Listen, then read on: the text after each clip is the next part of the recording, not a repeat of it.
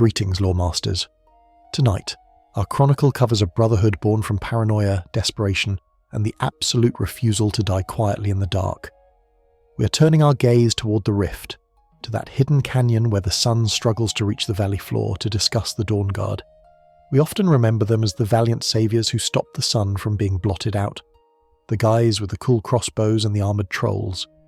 But when you peel back the layers of nostalgia and really look at the organisation, you find a mess of broken people, terrible management decisions, and a fortress that violates every safety code in Tamriel. Let's be honest, you probably wouldn't survive a trip to Cold Harbour without some serious enchanted gear and a pocket full of ultimate healing potions, yet these hunters try to do it with sheer grit and a bad attitude. So, before you get comfortable, take a moment to like the video and subscribe, but only if you genuinely enjoy what I do here. Go ahead and let me know in the comments where you're listening from and what time it is in your corner of the world. I always love seeing how far these stories travel. Now, dim the lights, maybe turn on a fan for that soft background hum, and let's ease into tonight's journey together. The story of the Dawnguard begins not with a roar of triumph, but with the heavy armoured footsteps of a single angry man pacing the stone floors of a dead fort. To understand the brutally honest truth about this vampire hunting order, we have to look directly into the eyes of its leader, Isran. And if you have ever played the Dawnguard DLC, you know that looking into Isran's eyes is about as comforting as staring down a loaded ballista. The first and perhaps most uncomfortable truth about the Dawnguard is that its leadership is fundamentally toxic. We aren't just talking about a grumpy boss who demands you work weekends. We're talking about a leadership style defined by deep-seated paranoia, emotional isolation, and a complete lack of empathy for the living soldiers he commands. When the Dragonborn first approaches the Dayspring Canyon, the atmosphere is serene, almost beautiful. The waterfalls cascade down mossy rocks, and the air smells of pine and mountain chill.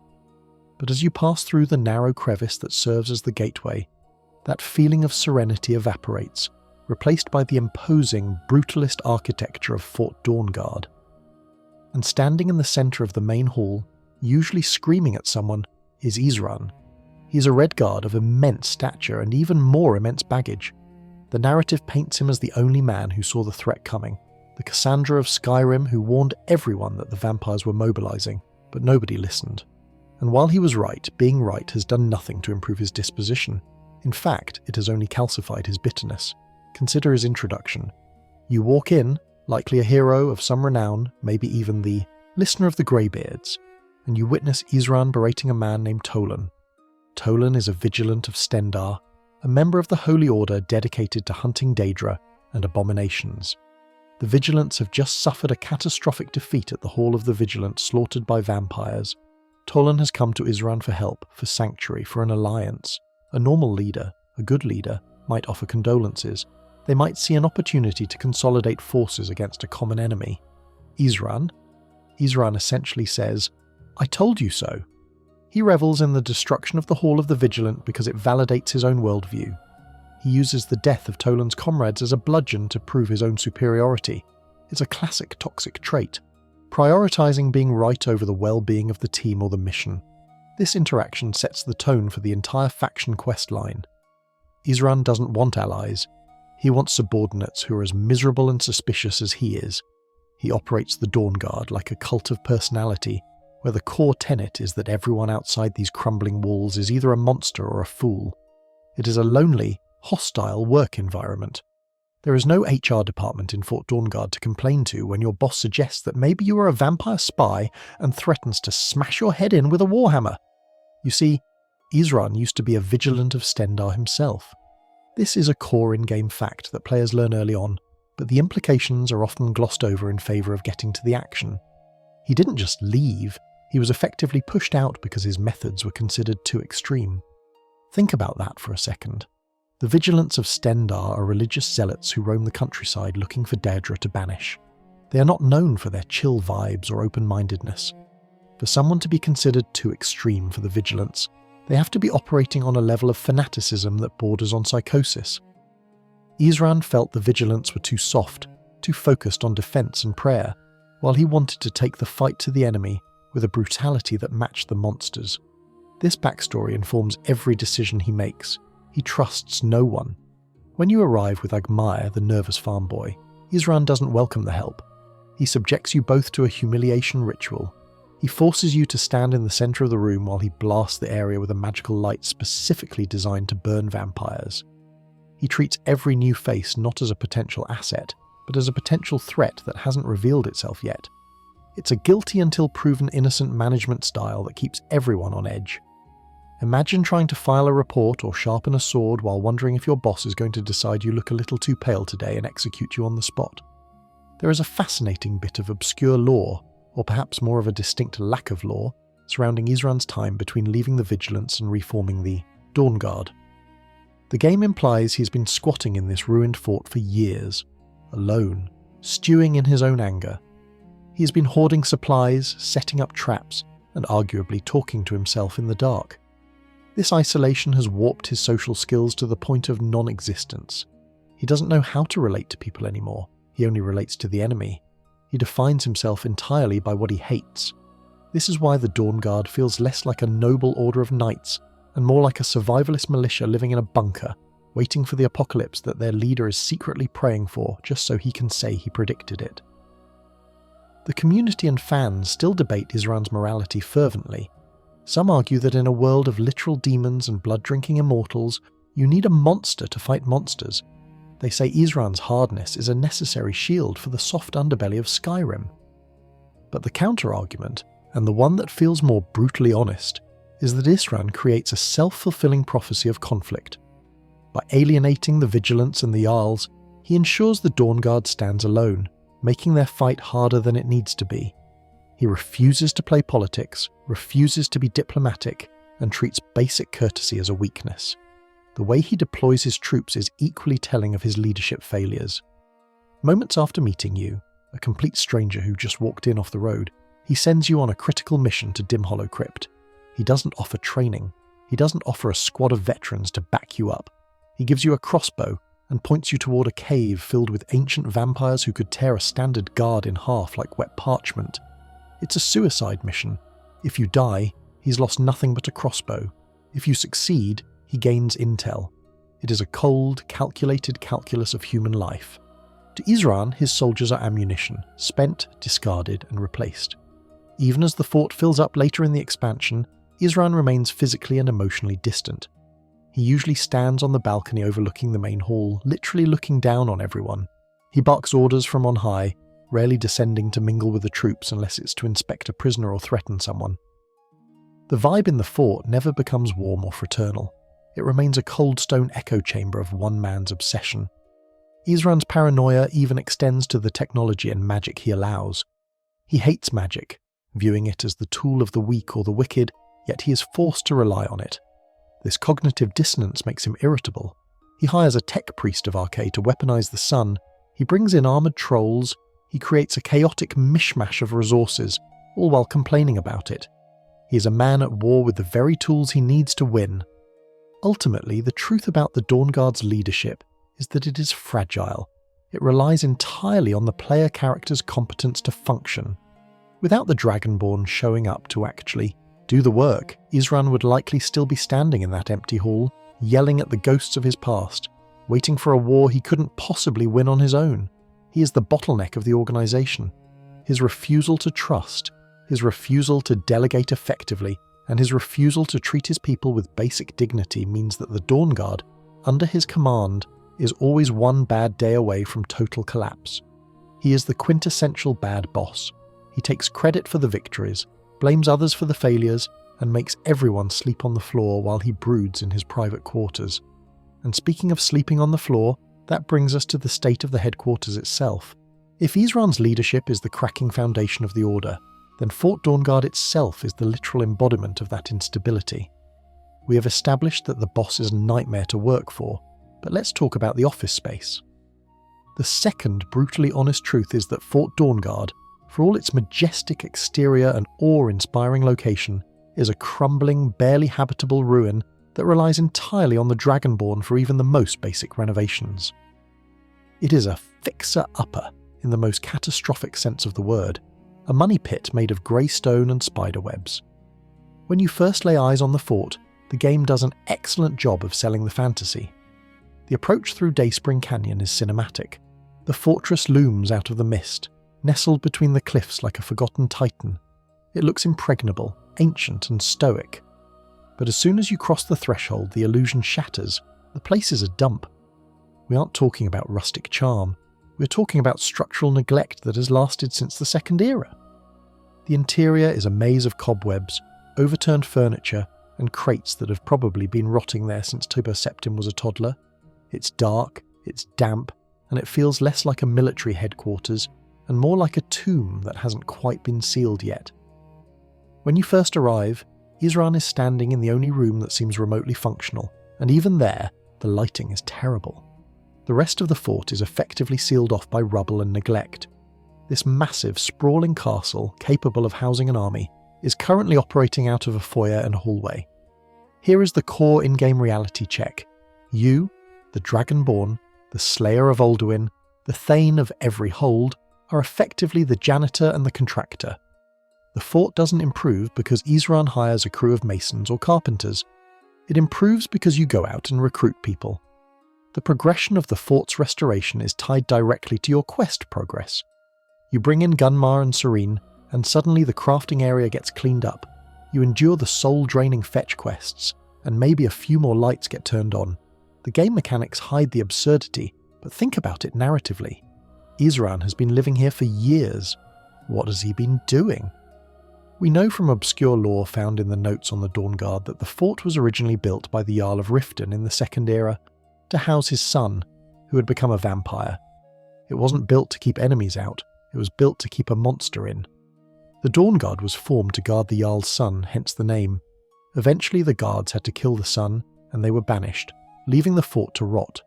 This means the very architecture of the place is rooted in tragedy and containment, not heroism. It's a prison masquerading as a castle, so Isran reclaims this prison fortress, and for years, apparently he just camped. He didn't clear the cobwebs from the upper battlements. He didn't fix the hole in the roof where the rain undoubtedly pours in. He didn't clear the Dead Drop Falls entrance that leads to the secret armory. He sat in the dark.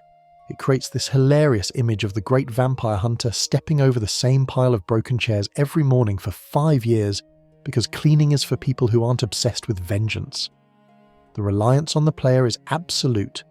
Until you arrive, the torture room is just a creepy basement. The armory is a locked closet. The animal pen is an empty cave. The fort has no kitchen, no latrines visible, a standard Skyrim oversight to be fair, but still. And sleeping arrangements appear to be find a flat patch of stone and good luck. As you recruit members, they start to sweep up, but it's the Dragonborn who facilitates every single upgrade. You are the one fetching the blueprints for the crossbows. You are the one finding the gyro for the dwarven schematics. You are the supply chain, the logistics officer, and the head of maintenance. And let's discuss the amenities. The fort is freezing. It's located in a canyon in the rift near the snowline. There is no central heating. The fireplaces are massive, sure, but have you ever tried to heat a stone castle with a few logs? It is a drafty nightmare. The wind howls through the Dayspring Canyon and funnels right through those unsealed arrow slits. Life in the Dawnguard must be a constant battle against hypothermia. You're polishing your axe, shivering, watching your breath fog in the air, while Isran yells about vampires from the balcony, presumably warm because his rage keeps his body temperature at a boil. Furthermore, the layout is a safety hazard. The main circular hall has no railings on the upper levels. One slip on a wet stone, and let's be honest, everything in there is wet. And you are plummeting to the ground floor to break your neck in front of the armoured trolls. The staircases are steep and narrow, designed for defence, not for carrying crates of supplies or heavy weaponry. It is a fortress designed to be uncomfortable. It resists habitation. There is also a subtle environmental storytelling detail that many players miss. As the fort upgrades, it never actually becomes nice. It becomes functional, yes. It becomes crowded, yes. But it retains that grim utilitarian aesthetic. It never feels like a home. Compare this to the warmth of Jorvaska in Whiterun, or even the cosy clutter of the Thieves' Guild cistern once it's restored. Fort Dawnguard remains cold. It reflects Isran's soul, stone, steel and shadows. Even when the dining table is finally set up, it looks like a place where people eat in silence, chewing hard bread and staring at the wall. Fans often debate whether Fort Dawnguard or Castle Volkihar is the better base. Castle Volkihar is undeniably more luxurious, with its Gothic dining halls and actual bedrooms. But Fort Dawnguard has that scrappy underdog appeal. However, the brutally honest truth is that the underdog base is a health code violation. The sleeping quarters for the recruits are basically cots lined up in a hallway. There is zero privacy. Imagine trying to sleep after a long night of hunting vampires, and the guy next to you is snoring, sharpening a dagger, or praying loudly to RK. And down the hall, the armoured trolls are grunting and smelling like trolls. The stench in that fort must be unimaginable, a mix of wet dog from the Huskies, troll musk, unwashed mercenaries, and damp stone. The fort's defensibility is also questionable. Yes, it has big walls, but the only way in or out is that narrow canyon. If the vampires were smart, and Harkon, despite his flaws, is ancient, they wouldn't attack the gate, they would just blockade the canyon entrance, starve them out. The Dawnguard has no farms, no gardens, no visible water source inside the walls other than maybe a drip from the ceiling. A siege would end the order in a month. They rely entirely on shipments coming through that one choke point. It's a strategic nightmare that only works because the vampires are too arrogant to use basic siege tactics. So while we romanticize the hidden fortress trope, the reality of Fort Dawnguard is a damp, cold, smelly, and strategically vulnerable money pit. It stands as a monument to Isran's stubbornness. He chose this place not because it was the best option, but because it was the only option that fit his dramatic narrative of the lone wolf. He dragged his followers into a ruin and called it a headquarters, and without you, the Dragonborn, turning into the ultimate handyman, the Dawnguard would likely have frozen to death or died of tetanus long before they ever drove a stake through a vampire's heart. And speaking of people who should have known better, but failed spectacularly, we need to leave the fort for a moment and look at the group Isran split from. The ones who claimed to be the true guardians against the darkness, yet walked right into a massacre. While Isran is busy turning a pile of rocks into a slightly more organised pile of rocks, we have to address the elephant in the room, or rather, the burning pile of timber in the pail. The third brutally honest truth about the Dawnguard story is that the Vigilants of Stendarr were astonishingly incompetent. Their destruction wasn't a tragedy of overwhelming force, it was a tragedy of overwhelming arrogance. They were wiped out not just because the vampires were strong, but because the Vigilants were fundamentally bad at their jobs. If you played Skyrim before the Dawnguard DLC installed, you remember the Vigilants. They were the smug battle mages wandering the roads, stopping you to ask if you had any Daedric artifacts. They wore robes and hoods, carried maces, and possessed an attitude that suggested they were personally responsible for keeping the sun in the sky. They were the self-appointed police of the supernatural, claiming to hunt abominations in the name of Stendarr, the god of mercy. But here's the kicker. For a group dedicated to hunting monsters, they seem to have no idea how monsters actually work. The inciting incident of the entire expansion is the destruction of the Hall of the Vigilant. When you arrive there after hitting level 10, expecting to find a sanctuary or perhaps just to turn in a quest, you find a smoking crater. The building is smashed, bodies are strewn across the snow, and the vampires are picking through the wreckage. It is a total party wipe. The game presents this as a way to show how dangerous the Volkihar vampires are, to raise the stakes. Look, the narrative says, these vampires are so strong they took out the Vigilants. But when you stop to think about it, taking out the Vigilants wasn't exactly a feat of tactical genius. It was like kicking over a sandcastle built below the high tide line. The core in-game fact here is simple. The Vigilants wore cloth robes into battle against enemies who used physical claws and jagged swords. They relied on restoration magic and flesh spells for defense. Now, in the lore, alteration magic can be as hard as steel, sure, but in practice. They were walking into a meat grinder wearing dinner napkins.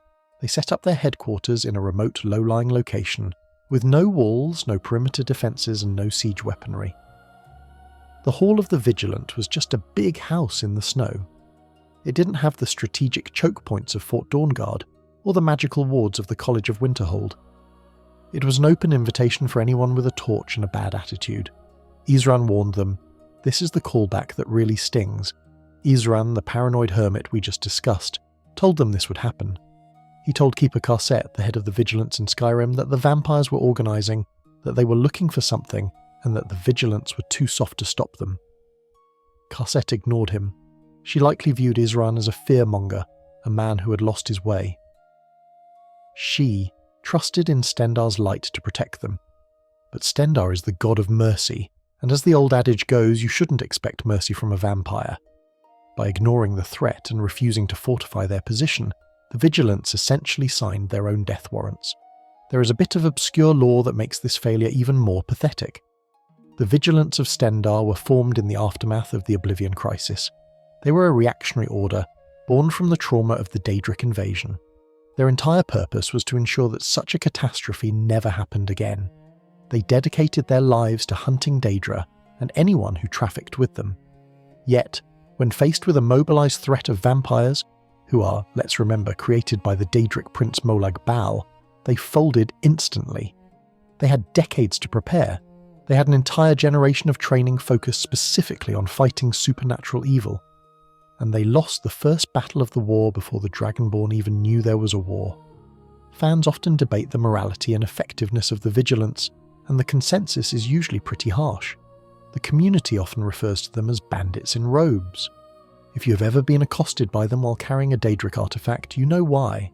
They are aggressive, rude, and inflexible. They demand you hand over your property or die. This fanaticism blinded them.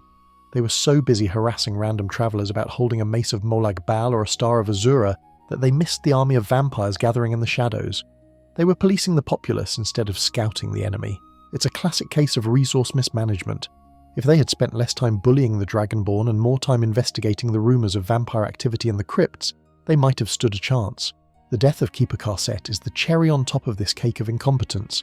You never actually meet her alive in the game, unless you use mods or visit the hall before the DLC triggers, where she just offers generic training. When the attack happens, she dies off screen. Her body is just gone. Some players speculate she was taken to Castle Volkihar as a thrall or cattle, but there is no in-game evidence to support a rescue mission. She simply vanishes, a leader who failed to lead, wiped from history without a fight. It reinforces the idea that the Vigilants were paper tigers. They looked the part, they talked the talk, but when the Night of Tears came to their doorstep, they had nothing. Let's look at the matchup objectively. Vampires have stealth, speed, strength, and illusion magic. The Vigilants have maces and healing spells. The Vigilants fight fair, the vampires do not. The Vigilant's strategy seems to be run at the enemy and hit them with a hammer. Against a feral vampire in a cave, that might work. Against a coordinated strike force of Volkihar elites, it's suicide. The Vigilants didn't adapt. They didn't research their enemy. They didn't carry silver bolts or crossbows. That's Isran's tech. They didn't use fire traps. They just stood in their wooden hall and prayed, and the vampires burned it down around them. This incompetence serves a narrative purpose, of course. It clears the board. It removes the official good guys so the rebel good guys, the Dawnguard, can step up. If the Vigilants had been competent, Isran would just be a crazy guy in a canyon. But because the Vigilants failed so spectacularly, Isran becomes the necessary evil. The destruction of the hall proves Isran right. It vindicates his paranoia. It tells the player, the polite way didn't work, now we do it the hard way. But it is hard not to feel a sense of grim irony. The Vigilants spent so much energy hating werewolves and vampires, yet they were utterly unprepared to fight them. It's like a fire department that hates fire but brings gasoline to the scene instead of water. They were ideologues, not soldiers. They were so obsessed with the idea of purity that they forgot the reality of survival. Even the survivors you meet are pathetic. Tolan, the guy Isran yells at, dies almost immediately after you enter Dim Hollow Crypt. He rushes ahead, presumably to prove himself, and gets killed by the first group of vampires he sees. It's a microcosm of the entire order. Brave, foolish, and dead. He doesn't wait for backup. He doesn't formulate a plan. He just charges in. It's almost as if the Vigilants believe that because they are right, they cannot lose. They mistake moral superiority for tactical superiority. The brutally honest truth is that Skyrim is safer without the Vigilants of Stendarr. They were a liability. Their hubris gave the vampires a massive initial victory that emboldened Harkon's court. Their destruction provided the vampires with a morale boost and likely a good number of fresh thralls. They were, in effect, the appetizers for the main course. They demonstrated exactly how not to fight the undead. So, when you look at the smoking ruins of their hall, don't feel too bad, they had it coming. They ignored the warnings, they antagonized the populace, and they brought a prayer book to a sword fight. They paved the way for the Dawnguard, not by being heroes, but by being a cautionary tale.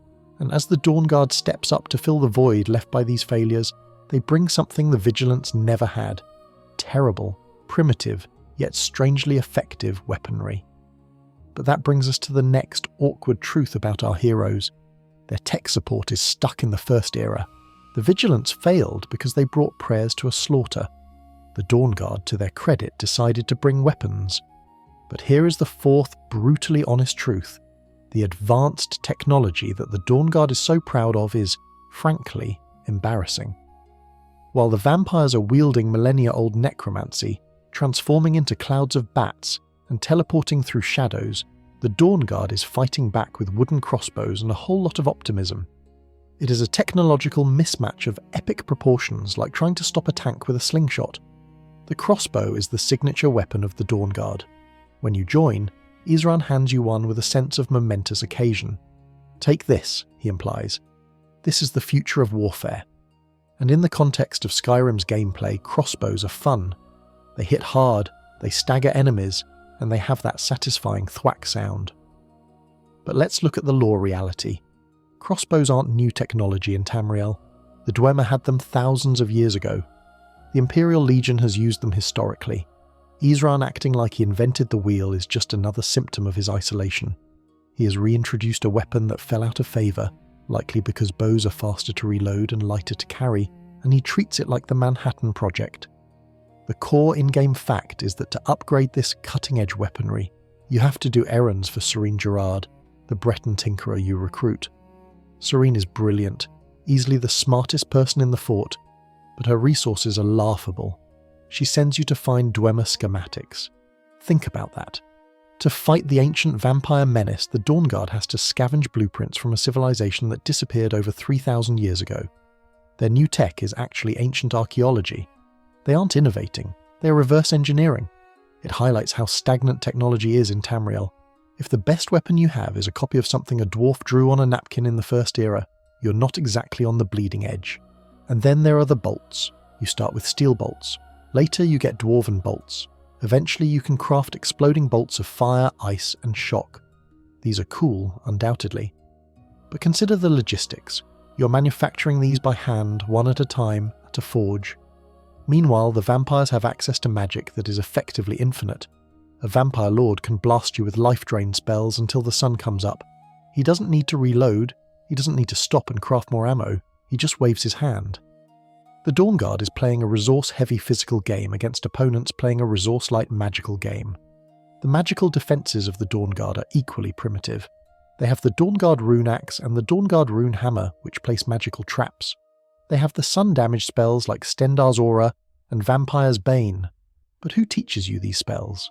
Florentius Banius, a priest of Archaea who claims to speak, directly to his god but mostly just sounds schizophrenic. The magic isn't a systematized military application of destruction, it's the erratic ramblings of a mad monk. The Dawnguard rejects the College of Winterhold, rejects the systematic study of magic, and relies on holy magic that is spotty at best. There is a glaring, obscure lore tidbit regarding the crossbows themselves. In previous Elder Scrolls games like Morrowind, crossbows were present but unremarkable. They were just another weapon type. By the time of Oblivion they had vanished from Cyrodiil entirely. Skyrim brings them back as a specialty item. This suggests that for 200 years the people of Tamriel collectively decided, nah, these things are too heavy and slow, only for Isran to dig them out of the trash bin of history because he wanted something that looked scary. It's the weapon equivalent of a hipster listening to vinyl not because it sounds better, but because it makes him feel unique. Fans often debate crossbow versus bow, and while the crossbow has higher damage per shot and a faster projectile speed, making it easier to aim, the DPS, damage per second, often lags behind a high-level archer with a quick draw perk. But narratively, the crossbow represents the Dawnguard's philosophy, brute force over finesse. A bow requires skill, training, and muscle memory. A crossbow requires you to point and pull a trigger. It is the weapon of the peasantry. It democratizes violence. Isran chooses it because he needs to arm a ragtag group of farmers and mismatched warriors quickly. He doesn't have time to train them to be master archers. He hands them a boomstick and points them at the bad guys. Then we have the Sunfire technology. Serena eventually asks you to help her improve the crossbows to ignore armour. This is crucial because vampires wear armour. But the ultimate irony is that the most powerful weapon against vampires, Auriel's bow, isn't a Dawnguard invention. It's an ancient elven artifact that you, the player, have to find. The Dawnguard's own R&D department, Serena and her workbench, never produces a Vampire Killer 9000 that rivals the ancient magic. They just make slightly better sticks to throw at the problem. And let's not forget the light technology. The Dawnguard relies heavily on sunlight, obviously, but their method of harnessing it is mirrors. If you look at the architecture of the inner sanctum of the Chantry of Auriel, which we visit later, it uses complex light puzzles. The Dawnguard doesn't even have that. They have torches and maybe a few magical lanterns. They are fighting creatures of the dark without night vision goggles. Why hasn't Serena invented a Khajiit Eye helmet? Why are they stumbling around dark caves with torches that give away their position? The clash is thematic.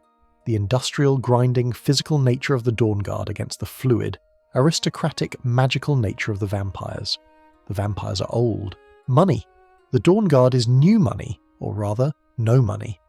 The vampires have style. The Dawnguard has grit. But grit doesn't stop a paralysis spell. Grit doesn't stop a gargoyle summoned from thin air. The only reason the Dawnguard's primitive tech works is because the Dragonborn is holding the weapon. In the hands of a generic NPC, a crossbow is just a slow way to miss a shot and get decapitated. We also have to talk about the armour. The Dawnguard armour looks fantastic. Very medieval special forces. But it's heavy armour, mostly. They are hunting creatures that are unnaturally fast.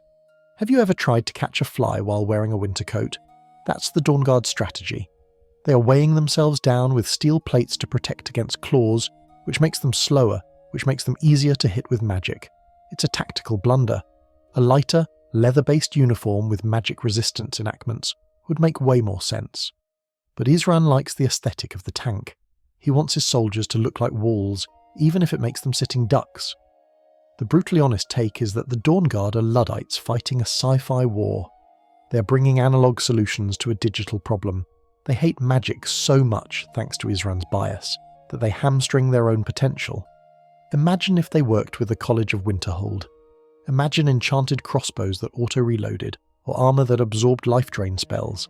But no, Isran would rather trust a rusty schematic from a dead dwarf than a living wizard from Winterhold.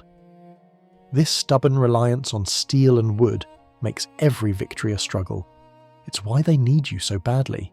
You are the bridge. You bring the magic, the artifacts, and the shouts that bridge the gap between their primitive tools and the vampire's supernatural arsenal. You are the equalizer. Without the Dragonborn, the Dawnguard is just a group of cosplayers with expensive toys waiting to be eaten. So, we have a toxic boss, a broken fort, dead predecessors, and outdated weapons. Who in their right mind would sign up for this? Well, that brings us to the recruitment policy, which can be best described as scraping the bottom of the barrel.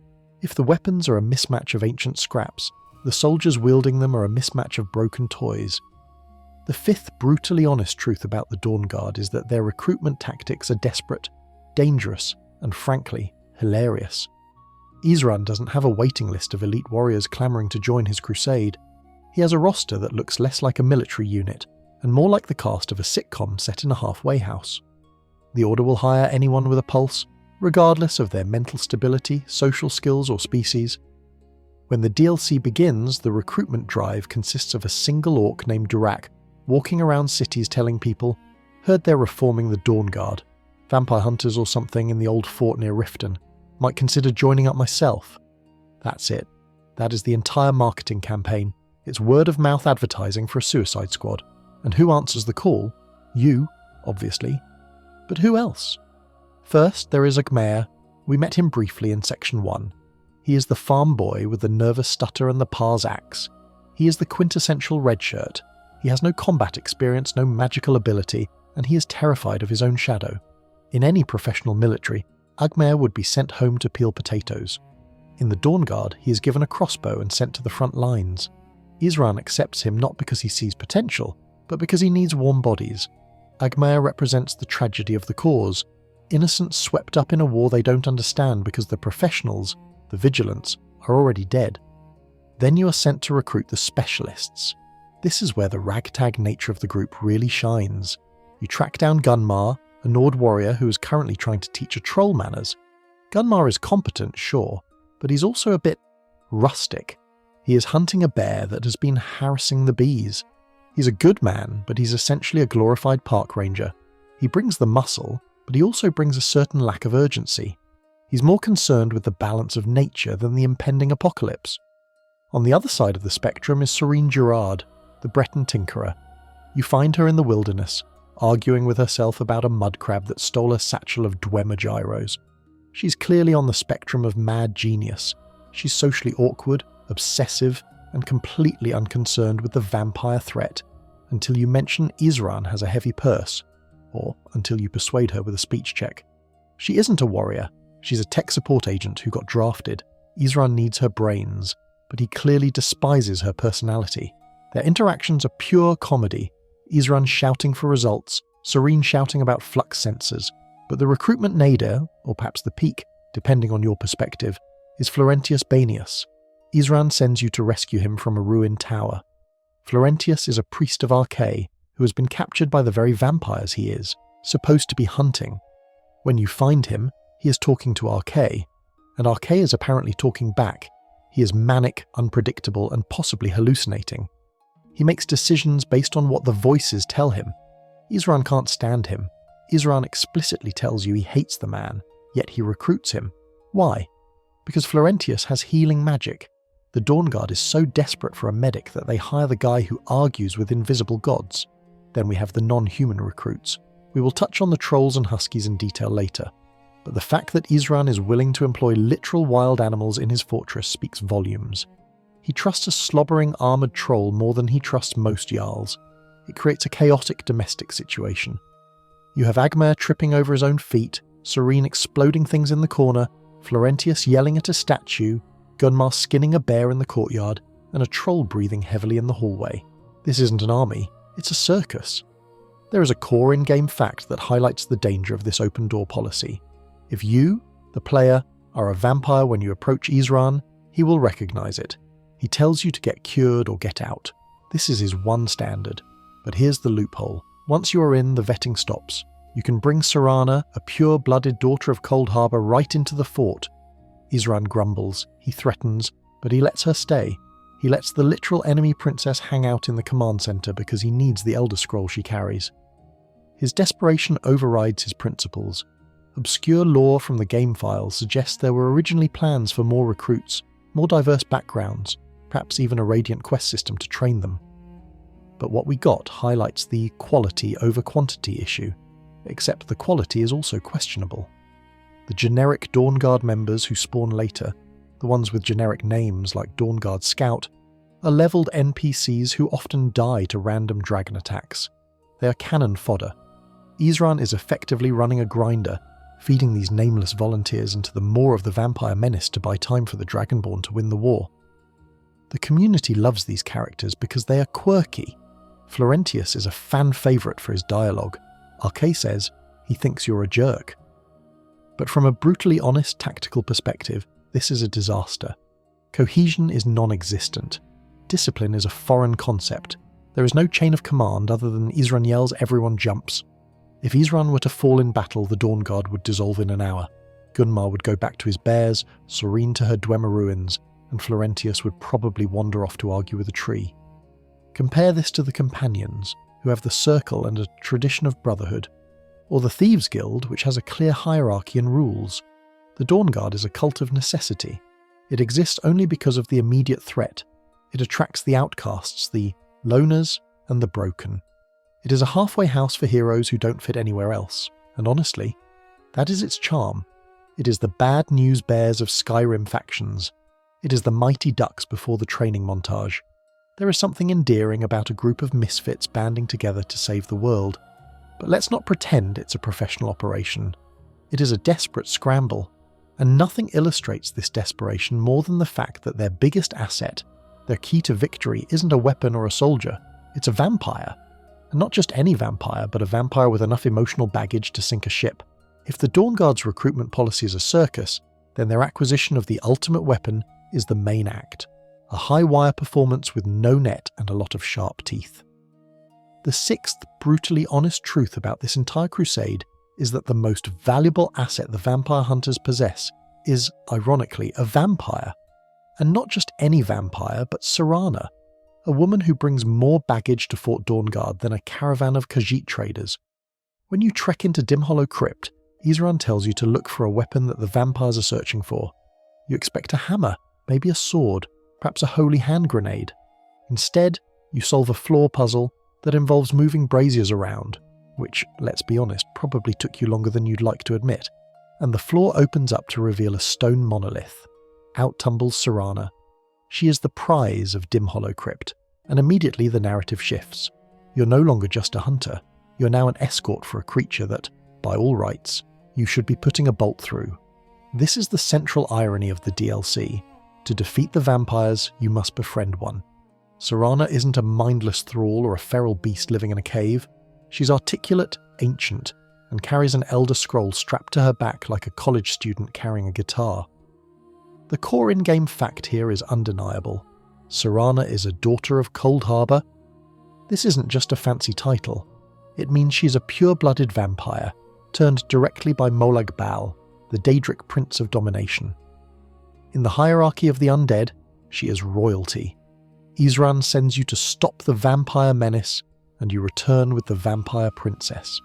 It's like being sent to defuse a bomb and coming back with a detonator in your pocket, claiming, "Don't worry, it's friendly." Serana's arrival completely upends the dynamic of the story. Until this point, the conflict was black and white. Vampires bad, Dawnguard good. Serana introduces the grey. She forces the player, and eventually Isran, to acknowledge that biology isn't destiny. But the brutally honest part of this section is about her baggage. Serana's family life is a train wreck. The entire plot of Dawnguard is essentially a domestic dispute that got out of hand. Her father, Lord Harkon, wants to blot out the sun. Her mother, Valerica, hid Serana away for thousands of years to spite him. Serana is the pawn in a cosmic divorce settlement.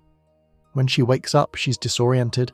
She asks about the Empire and Cyrodiil, and is surprised to hear there is still an Empire or a High King in Skyrim. This implies she has been asleep for a very long time, likely since the Second Era or late First Era. She is a time capsule. She speaks with a modern accent thanks to the voice direction, but her worldview is ancient. She's a stranger in a strange land, clinging to the Dragonborn because you are the first thing she sees that doesn't immediately try to kill her. The baggage she brings is literal too. The Elder Scroll. We treat these things as quest items, but in the lore, Elder Scrolls are fragments of creation itself. They are unreadable by normal minds, capable of blinding the reader or driving them mad. They exist outside of time, and Serana has just been sleeping with one, carrying it around. The radiation, magic radiation let's call it, coming off that thing must be immense. Bringing an Elder Scroll into Fort Dawnguard is like bringing a leaking nuclear reactor into a wooden shed. It elevates the threat level of the entire location. The vampires want it, the moth priests want it, and Hermaeus Mora probably wants it. By bringing Serana to the fort, you have painted a giant target on the roof. Let's delve into the darker side of the lore, the obscure lore tidbit that gives weight to her character. Being a daughter of Cold Harbour is not a pleasant process. The game glosses over the specifics to keep things rated M and not AO, but the lore implies a ritual of degradation and domination involving Molag Bal. It is a traumatic origin. Serana didn't choose this life. She was offered up by her parents, who were obsessed with power. This trauma defines her. She is defensive, hesitant to trust, and deeply cynical about family. When fans complain that she complains too much about the weather or caves, "I've spent enough time in caves to last a lifetime," they are missing the point. She is a trauma survivor who was locked in a stone box for centuries. She has earned the right to complain about the damp. This brings us to the community debate that has raged since 2012, the Serana romance. Serana is easily the most developed follower in Skyrim. She interacts with the environment, leaning against walls, sitting in chairs, using crafting stations. She has unique dialogue for almost every location. Players naturally fell in love with her. She feels alive in a way that Lydia or Fendel never do. So, the question always arises, why can't I marry her? The brutally honest truth is that her rejection of romance is the most realistic part of her writing. Fans have theorized for years about why Bethesda blocked the marriage option. Was it a time constraint? A bug? No, it's thematic. Serana associates intimacy with pain. Her relationship with her parents was transactional and abusive. Her relationship with Molag Bal was a violation. The idea of a temple wedding probably sounds like a nightmare to her. When you ask her about marriage, she gently shuts you down, saying she doesn't like temples and that things are complicated. It's a polite way of saying, I need about 500 years of therapy before I can commit to a relationship. The fact that the community respects this, mostly, while still modding the game to marry her anyway, speaks to the duality of the gamer mind. We understand her trauma, but we also really want a vampire waifu. But back to the Dawnguard. When you bring her to the fort, Isran's reaction is priceless. He is furious. He demands she be killed or imprisoned. And frankly, he's right. From a tactical standpoint, letting Serana walk around the fort is insanity. She could kill half the recruits in their sleep. She is a spy's ultimate dream, but she diffuses the situation by offering the information about the scroll. She makes herself indispensable. It is a masterclass in manipulation, or perhaps just survival. She knows that as long as she has the scroll and the knowledge, Isran can't touch her. Her presence in the fort changes the vibe. The Dawnguard, previously a boys' club of sweaty warriors and trolls, now has a gothic princess brooding in the corner. She doesn't fit in. She stands apart, usually in the main hall, watching. She's an outsider among outsiders, and yet she's more competent than all of them combined. In combat, she uses necromancy to raise chickens, goats, and occasionally a powerful bandit to fight for you. She spams Ice Spike until the enemy is a pincushion. She is a powerhouse. The Dawnguard members, with their wooden crossbows, look like children playing soldier next to her. The relationship between Serana and the Dragonborn becomes the emotional core of the expansion. You become her protector, her confidant, and her only link to sanity. The Dawnguard itself fades into the background. Isran becomes just a quest giver. The story stops being about the Dawnguard versus the vampires and starts being about you and Serana versus her toxic dad. The faction you joined, the titular Dawnguard, becomes a vehicle for her story. You're using their resources to solve her family drama. This dangerous baggage also includes the psychological toll on the player. Serana is constantly there. You can't dismiss her for large chunks of the quest. She forces you to engage with the vampire perspective. She humanizes the enemy. She explains that not all vampires are monsters, even though her father definitely is. This muddies the waters for a role-playing pure vampire hunter. If you are playing a character who hates all undead, Serana is a constant thorn in your side. You have to tolerate her. You have to work with her. The game forces you to compromise your morals, if your morals are destroy all undead, to save the world. And let's be honest about the Elder Scroll she carries. We never really discuss how heavy that thing must be, or how awkward. She wears it everywhere, in the castle, in the cave, swimming in a river. It's attached to her character model permanently. It's a visual reminder of her burden. She literally carries the weight of the prophecy on her back. The Dawnguard wants the scroll, Harkon wants the scroll, but Serana is the one hauling it around. It creates a physical representation of her role. She is the carrier, the vessel, the object. Everyone wants something from her. Very few people ask what she wants. Ultimately, Serana represents the complexity that the Dawnguard lacks. The Dawnguard is blunt, Serana is sharp. The Dawnguard is loud, Serana is quiet. The Dawnguard is the hammer, Serana is the scalpel. By bringing her into the fold, the narrative acknowledges that you can't defeat darkness just by shining a light on it. Sometimes you have to understand the dark to navigate through it. But to understand the scroll she carries, we need someone who can read it. And that leads us to the next tragic chapter in our saga. The poor, unfortunate soul who gets dragged into this mess just to lose his eyesight for a group that barely says thank you. So, we have the toxic boss, the crumbling castle, the primitive weapons, the misfit soldiers, and the vampire princess with the radioactive backpack. But all of these ingredients are useless without the one thing that drives the plot forward: someone who can actually read the instruction manual. This brings us to the 7th brutally honest truth about the Dawnguard, and perhaps the most morally bankrupt chapter in their entire history: the systematic exploitation and eventual disposal of Dexion Evicus. If you thought Isran's treatment of his soldiers was bad, wait until you see how the Order treats a senior citizen who just wants to do his job. When Serana arrives with the Elder Scroll, the game presents a hurdle. The scrolls are indecipherable to the uninitiated. To a normal person, they look like a map of the constellations drawn by a drunk wizard. To read them, you need a moth priest, and as luck would have it, because the narrative gods are smiling, there is one currently touring Skyrim. Isran sends you to find him. You track him down to Forebear's holdout, where he has been captured by vampires. Here is the first layer of tragedy. Dexion was captured by Malchus, a vampire who enthralled him. When you arrive, Dexion attacks you. The game mechanics force you to beat this elderly scholar into submission until the thrall spell breaks.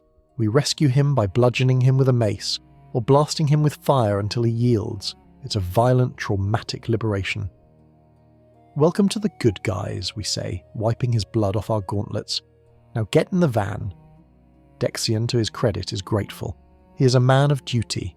He is an Imperial Moth priest, a member of the cult of the Ancestor Moth. He has dedicated his life to the study of the scrolls.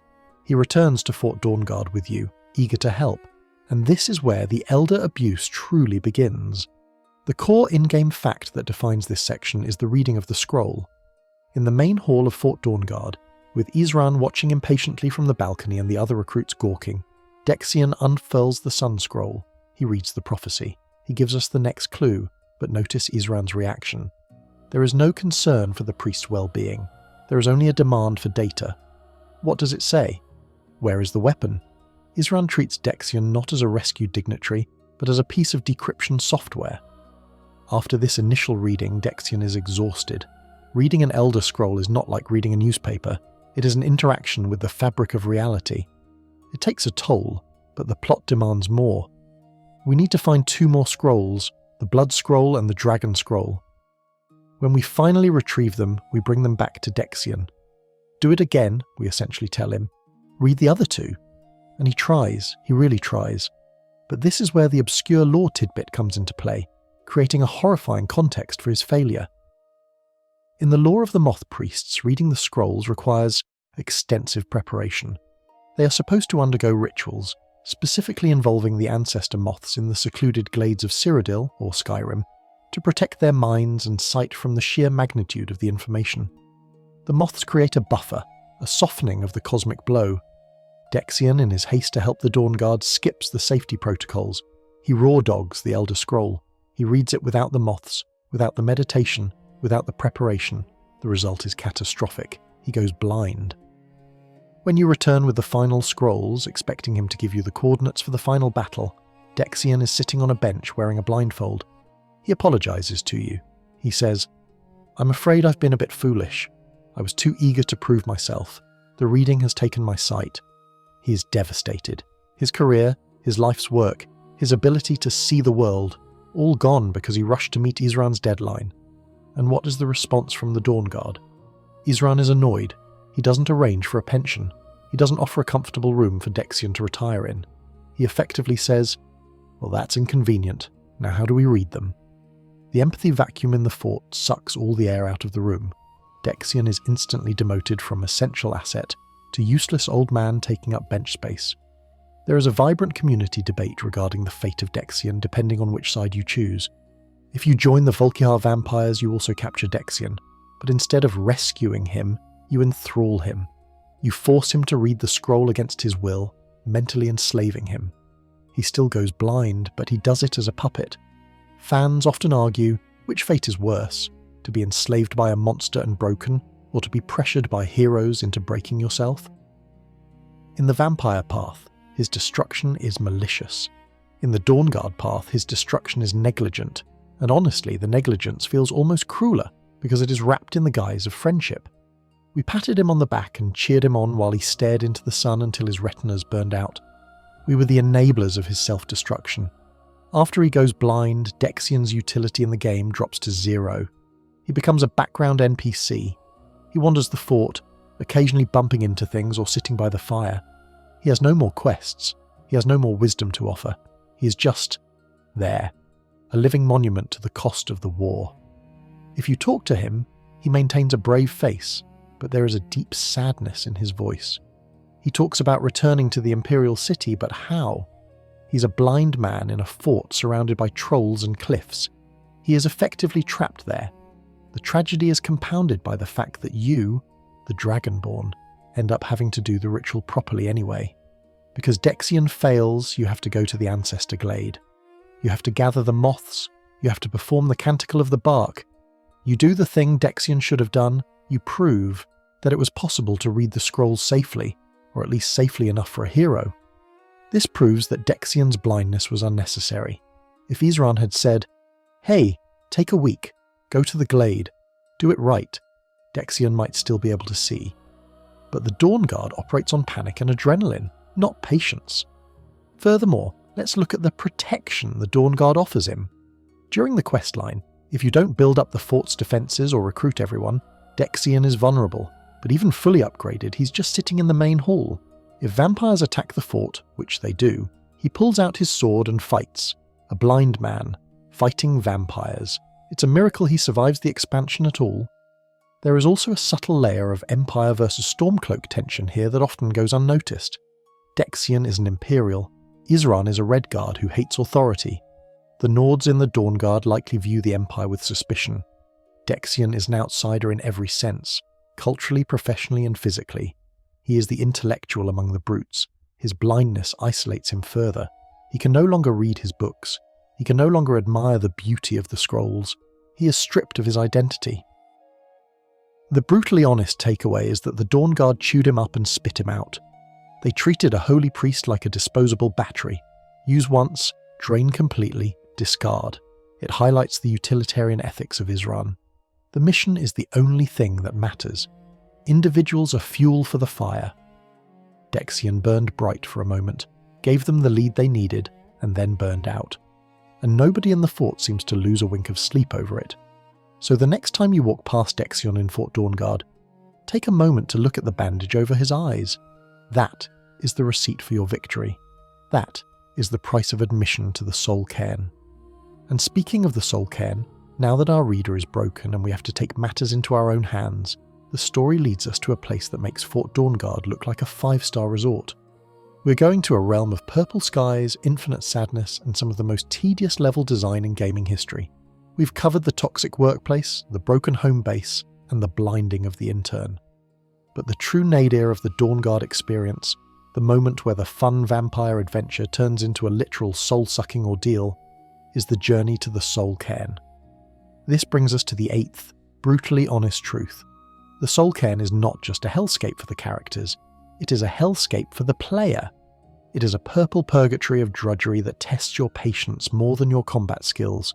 The narrative setup is high stakes. Serana realizes that her mother, Valerica, has one of the Elder Scrolls and is hiding in a plane of oblivion. To reach her, we must enter the Soul Cairn, a realm inhabited by the Ideal Masters, entities who traffic in souls. To enter, you must either be a vampire or let Serana partial soul trap you. Most Dawnguard players, committed to the roleplay, choose the latter.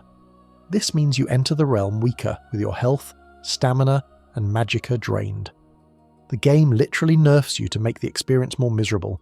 Visually, the Soul Cairn is striking us for the first 5 minutes. The skies are bruised purple, lightning silently arcs across the void, and the ground is a desolate expanse of grey dust and black structures. But once the novelty wears off, you realise the core in-game fact. This map is a nightmare to navigate. It is flat, featureless, and confusing. There are no clear landmarks. Everything looks like a ruined wall or a pile of bones.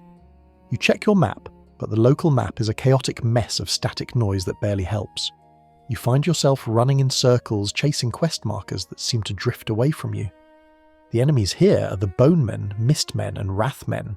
They are skeletal spirits that rise from the ground. Mechanically, they are just skeletons with more health and different coloured glowing eyes. They aren't scary, they are annoying. They interrupt your exploration every 30 seconds, and because the realm is so open, you constantly aggro them from miles away. You can't walk 5 feet without a skeleton yelling at you in ancient tongue. But the real drudgery comes from the side quests. While looking for Valerica, you encounter the lost soul of Jube. Yes, Saint Jube, the guy who woke you up on the boat in Morrowind. A beloved fan favourite, his inclusion is a wonderful callback, but his quest, St. Jube's opus. He asks you to find 10 pages of his memoir scattered across the Soul Cairn. 10 pages in a massive, featureless wasteland, with no quest markers for the individual pages. This quest is widely considered one of the worst fetch quests in Skyrim history. Players spend hours combing every inch of the grey dirt, squinting at the purple gloom, trying to find a piece of paper that blends into the ground. It turns the reunion with a legendary character into a chore.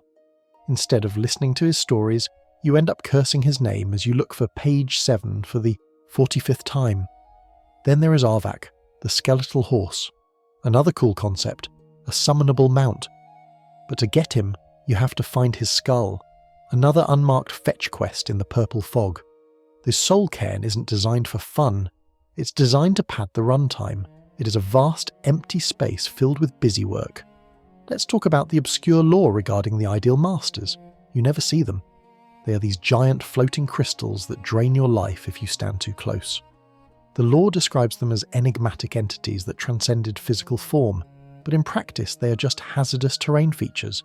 They are giant, hostile mood lamps. They don't have dialogue. They don't have personality. They are just there. The realm feels empty, not just of life, but of character. It's a bureaucracy of souls, cold and indifferent. Valerica, Serana's mother, is found hiding behind a barrier. When you meet her, the family dysfunction hits its peak. She and Serana argue immediately. Valerica is just as manipulative as Harkon, just more pragmatic about it. She views you, the Dragonborn, as a tool. She's condescending and rude. You realise that Serana didn't just have one bad parent, she had 2. This realm is Valerica's prison, but she has furnished it with an alchemy lab and a superiority complex. The brutally honest truth is that the Soul Cairn kills the pacing of the DLC. Up until this point, the story is moving. Recruitment, investigation, rescue, reading the scrolls. Then, you hit a brick wall. You stop hunting vampires and start hunting paper scraps in a void. The energy drains out of the narrative. You just want to leave. You want to see the sun again. And maybe that is the point. Maybe the developers wanted you to feel the despair of the trapped souls. If so, mission accomplished. But artistic despair doesn't make for engaging gameplay. The community debate around the Soul Cairn usually boils down to aesthetic versus mechanics. Some players love the goth vibe. They love the thunder and the soul fissures. But almost everyone agrees that the map design is a failure. It is too big for its own good. It lacks verticality and variety. It is a sprawling parking lot for ghosts. And let's consider the soul trap mechanic again. If you chose to be partially soul trapped, you have to find your soul essence gem before you leave to restore your stats. If you forget to grab it on your way out, you have to go back in. The game punishes you for leaving too quickly. It forces you to engage with its emptiness one last time. The Soul Cairn also highlights a weird moral grey area for the Dragonborn. You're killing these bone men and mist men, but aren't they just trapped souls? Are we killing them, or freeing them, or just annoying them? The game doesn't really say. We are trespassing in a graveyard and smashing the residents because they are in our way. It feels intrusive. Furthermore, the loot is underwhelming, aside from the spells to summon the undead, which are useful for conjurers, useless for warrior Dawnguard types, and Arvak, there isn't much here. The armour you find is just dragonbone, or similar high-tier generic loot. There isn't a unique Soul Cairn armour set that makes you look like a wraith. It's a lot of effort for very little reward. Ultimately, the Soul Cairn serves as a reminder that immortality sucks. Everyone here sought to escape death, and they ended up in a purple waiting room for eternity. It deconstructs the vampire's goal. Harkon wants to rule forever? Well, this is what forever looks like. It's boring, it's dusty, it's lonely. The Soul Cairn is the ultimate argument against necromancy, not because it's evil, but because it's dull. And among the entities trapped here, there is one who deserves special mention. A creature of immense power who was tricked, enslaved, and left to rot.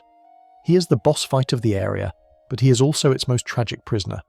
He is the dragon who teaches us that even the mightiest can be swindled by the fine print. If the Soul Cairn is a prison, then Durnehviir is its longest-serving inmate, a creature whose story is so tragic it almost makes you forget he tried to eat you 5 minutes ago. The ninth brutally honest truth about the Dawnguard expansion is that Durnehviir serves as the ultimate cautionary tale about reading the fine print.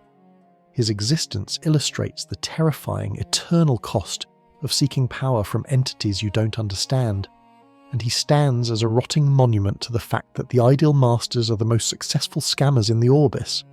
When you finally breach the barrier protecting Valerica in the Boneyard, you expect to fight, and you get one. Durnehviir descends from the purple haze, summoning bonemen to aid him. He's a terrifying sight, a dragon, but wrong. His scales are peeling, his flesh is necrotic, and he drips with the sludge of the Soul Cairn. He is a zombie dragon, kept alive, or unalive, by the magic of the realm. But the fight itself is standard fare. You shout, you slash, you chug potions, he falls. But here is the core in-game fact that shifts the tone. He doesn't dissolve like a normal dragon. You don't absorb his soul immediately, instead he reforms. He reconstitutes his broken body and initiates a conversation. This is rare. Most dragons in Skyrim just shout insults at you until they die. Durnehviir wants to talk. He calls you Canarin, or Vanquisher. He bows his head not in submission but in respect, and then he tells you his story. It turns out Durnehviir wasn't always a resident of the Cairn. In the Merethic era, while other dragons were busy fighting men for dominance over the physical world, Durnehviir was obsessed with necromancy. He wanted to master the Alok-Dillon, the art of raising the dead.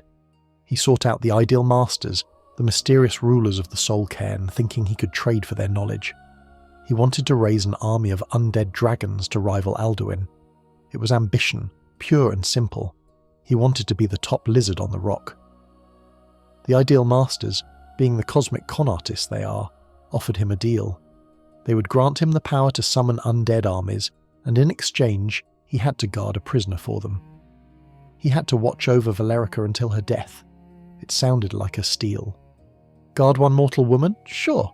She'll die in 50, maybe 60 years. I'm a dragon. I can nap for that long. Durnehviir signed the contract. Here is the obscure lore tidbit that reveals the cruelty of the trap. The ideal masters knew Valerica was a pure-blooded vampire. They knew she was immortal. They knew she would never die of old age. Durnehviir didn't read the terms and conditions. He agreed to a temporary job that, by definition, became eternal. He was tricked. And not in a complex magical battle of wits, but in a semantic loophole that a first-year law student would have spotted. The ideal masters played him. Now, thousands of years later, his body has become attuned to the Soul Cairn. He literally cannot leave. If he tries to fly out of the portal back to Tamriel, his body begins to disintegrate. He is tethered to the purple sky. He is a prisoner of his own ambition. The Guardian became the inmate. This brings a profound sadness to his character. Durnehviir is bored. He is lonely.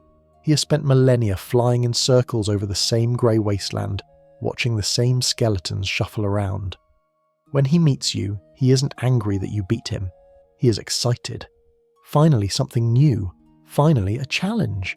He teaches you his shout her Saltier not because he has to, but because he wants a connection to the outside world.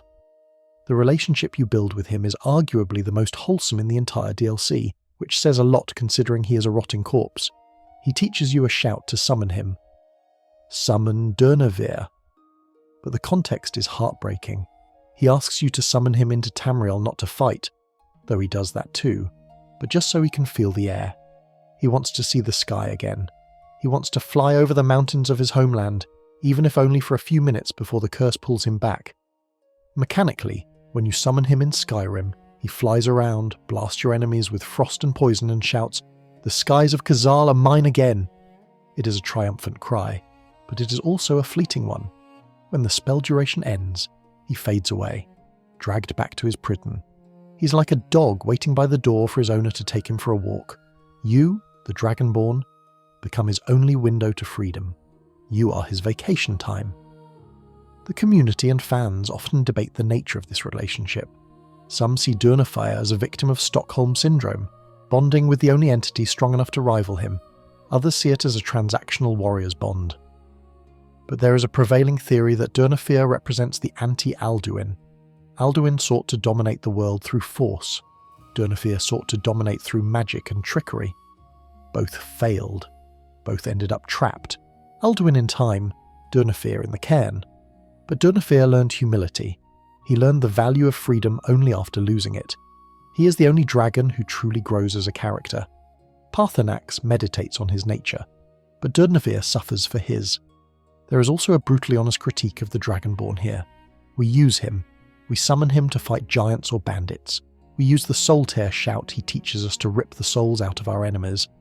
We are effectively using the tools of his slavery for our own gain. Do we ever try to break his curse? No. The game doesn't give us that option. We can kill Harkon, we can save Serana, but Durnehviir, he is serving a life sentence without parole, and we just use his phone privileges. Visually, Durnehviir is a masterpiece of gross design. He is covered in flies. Though the engine doesn't render swarms, the texture work implies decay. His wings are tattered. He looks exhausted. Every time he lands, he heaves. He isn't the majestic, fire-breathing apex predator. He is an old, sick animal. It makes fighting alongside him feel different than summoning Odahviing. Odahviing is a jet fighter. Durnehviir is a battered tank that has seen too many wars. And let's talk about the shout he teaches, Soul Tear. It is one of the most powerful shouts in the game. It does massive damage, soul traps the target, and if they die, reanimates them as a zombie to fight for you. It is the ultimate necromancy spell. By teaching it to you, Durnehviir is passing on his legacy. He is sharing the Alok Delon he sacrificed everything for. It's a dark gift. He's effectively saying, here is the power I ruined my life to get. Maybe you can use it better. The tragedy of Durnehviir reinforces the theme of the Dawnguard DLC. The pursuit of immortality and power is a trap. Harkon wants to block the sun, a trap that will kill his food supply. The Vigilants wanted to be the ultimate arbiters of justice, a trap of hubris. And Durnehviir wanted to be the master of death, a trap of eternal servitude. Everyone who grasps for too much in this story ends up losing what they started with. But unlike Harkon, Durnehviir retains his dignity. He accepts his fate. He doesn't whine. He doesn't scheme to betray you. He honours his word. I will come when you call. In a world filled with liars, traitors and manipulators, the undead dragon in the purple hellscape is the most honest guy you meet. He is a gentleman, a rotting, terrifying gentleman. So, when you leave the Soul Cairn, clutching the Elder Scroll and leading Serana back to the light, take a moment to look back at the sky.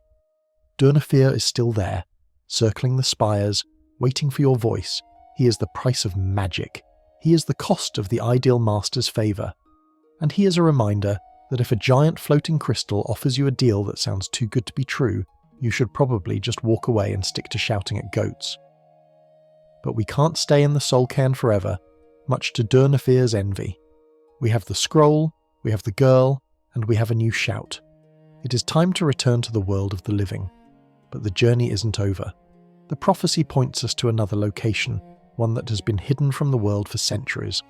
A place that proves the Snow Elves didn't just disappear, they devolved. We're heading to the Forgotten Vale. From the suffocating purple fog of the Soul Cairn, the story violently shifts gears, hurling us into what might be the most visually stunning location in the entire Elder Scrolls franchise. We leave behind the realm of the dead and step into the Forgotten Vale, and at first glance it feels like a reward. The air is crisp, the waterfalls are crystalline, and the bioluminescent flora paints the caves in soft, dreamlike hues. But do not let the pretty lights fool you. The 10th brutally honest truth about the Dawnguard expansion is that the Forgotten Vale is not a sanctuary. It is a tomb of a civilization that didn't just die, it was tortured into becoming a monster.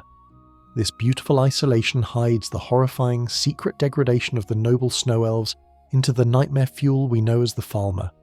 When you first arrive, blinking in the sunlight, you feel a sense of relief. You've escaped the depression of the Soul Cairn. You're in a hidden valley in the Druidak Mountains, a place untouched by the war, untouched by the Empire, effectively frozen in the Merethic era. But that silence isn't peace.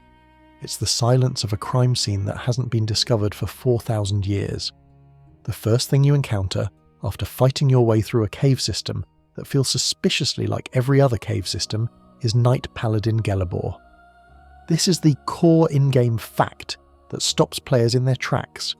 Gelebor is a Snow Elf, a real, uncorrupted, upright walking, grammatically correct Snow Elf. For 5 games, we have been told the Snow Elves are gone, replaced by the primitive, blind farmer. And yet, here he stands, guarding a shrine to Auriel. He is the last, or second to last of his kind. Seeing him is like finding a living Neanderthal running a gift shop. It shatters the established history, but Gelebor's existence serves to highlight the horror of his surroundings. He explains that this valley was the spiritual centre of his people, the chantry of Auriel. It was a place of pilgrimage, and now it is infested with the betrayed. This is what Gelebor calls the Falmer. He refuses to call them monsters. He views them with a mix of pity and revulsion. He tells you the story that lore junkies had only whispered about. The Snow Elves didn't just lose a war with the Nords, they were betrayed by their own allies, the Dwemer. This leads to the obscure lore that makes the Vale so terrifying. We know the Nords drove the Snow Elves to the brink of extinction. Desperate, the Elves sought refuge with the Dwemer, the Deep Elves. The Dwemer agreed to take them in, but at a price. They forced the Snow Elves to consume a toxic fungus that rendered them blind. This wasn't an accident. It wasn't a side effect. It was a calculated industrial-scale blinding of an entire race to ensure their servitude. The Dwemer blinded them, enslaved them, and over centuries of living underground and eating the toxin, the noble Snow Elves devolved into the Falmer. The Forgotten Vale is the only place where you can see the before and after side by side. You have Gelebor, the pristine example of what they were, tall, magical, articulate, and then, lurking in the shadows of the very same valley, you have the Falmer, hunched, feral, screeching. The Vale forces you to confront the reality that the monsters you have been killing since level 1 are actually the tragic victims of an ancient genocide. Every time you kill a Falmer in the Vale, you're essentially putting down Gelebor's distorted cousin. The geography of the Vale reinforces this tragedy. It is isolated. The only way in is through dark caves. The sun rarely touches the valley floor directly due to the high cliffs, giving it a perpetual twilight feel. This isolation allowed the Falmer to thrive here, undisturbed. They have built their chitin tents right on top of the holy architecture of their ancestors. You see the gleaming white stone of the Auriel way shrines, and right next to them, the primitive bone fences of the Falmer. It is a visual representation of civilization collapsing into savagery. The Falmer here are not invaders. They are the homeowners who forgot they own the house. And let's be brutally honest about the pilgrimage. To reach the inner sanctum, Gelebor tasks you with the same ritual the initiates used to perform. You must carry a heavy decorative ewer, a fancy pitcher, and fill it with water from 5 different way shrines scattered across the massive map. It is the fetch quest to end all fetch quests. You're literally carrying a bucket of water across miles of frozen wasteland. While the scenery is gorgeous, the frozen lake with the twin dragons, Naslarum and Voslerum, is a highlight. The navigation is a nightmare. The Vale is vertical. You spend half your time trying to figure out how to get up a cliff or how to get down without dying. You're constantly checking your map, which, like the Soul Cairn, is unhelpful. The path is not linear. It requires backtracking, swimming through freezing rivers, hope you're playing a Nord or have potions, and fighting through hordes of Falmer who seem stronger here than anywhere else. The Falmer in the Forgotten Vale are different. They wear heavier armour, they use better magic, they seem more organised. There is a terrifying implication that in this isolation, they are building something. They aren't just surviving, they are thriving. They have domesticated the local wildlife. You fight the Vale deer and the Vale sabercats, albino variants that glow in the dark. Even the animals here have adapted to the darkness, mirroring the Falmer's evolution. The entire ecosystem is twisted. Community discussion and fan theories often focus on the soul status of the Falmer. In Skyrim, regular Falmer have white souls, the souls of animals or lesser creatures. This implies they have lost their sentient human status. However, in the Dawnguard DLC, some of the higher-level Falmer warmongers found in the Vale occasionally yield black souls, the souls of sentient beings. This sparked a massive debate. Are they evolving back, or did they never truly lose their souls, and the game mechanics are just inconsistent? Gelebor believes they can be saved. He thinks there is still a spark of the Snow Elf inside them, But the brutally honest truth, supported by the fact that they try to eat your face, is that Gelebor is delusional. He is holding on to a hope that died 3,000 years ago. The Faermer aren't sick. They are a new species entirely, one forged in hate and darkness. The isolation of the Vale also highlights the utter failure of the Snow Elf gods to save them. The chantry is dedicated to Auriel, the elven version of Akatosh. It is a massive, opulent temple. The statues are breathtaking, and yet Auriel did nothing. When his people were being slaughtered by Nords or blinded by Dwemer, the god was silent. The Forgotten Vale is a monument to divine indifference. It is a beautiful church with no congregation, guarded by a priest whose prayers echo off empty walls. And then there are the Paragons. In your exploration you might find frost giants, massive lumbering enemies carrying Paragon gems. These gems open portals to secret areas with extra loot. It adds a collectathon element to the zone. But think about the lore implication. Frost giants are here, in the Snow Elf Holy Land. It suggests that without the Snow Elves to guard the borders, everything else moved in. The Vale has become a zoo for the Rift's most dangerous fauna. The most chilling moment comes when you enter the inner sanctum. You pour the water into the basin, the doors unlock, and you step into the main temple.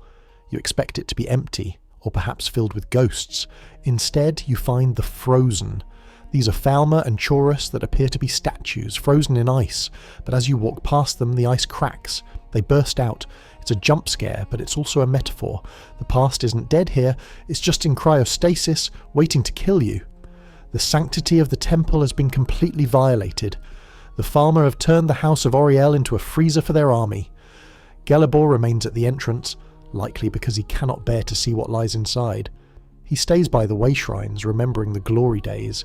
He's a tragic figure, trapped in the past, unable to move forward, because forward means accepting that his race is effectively extinct.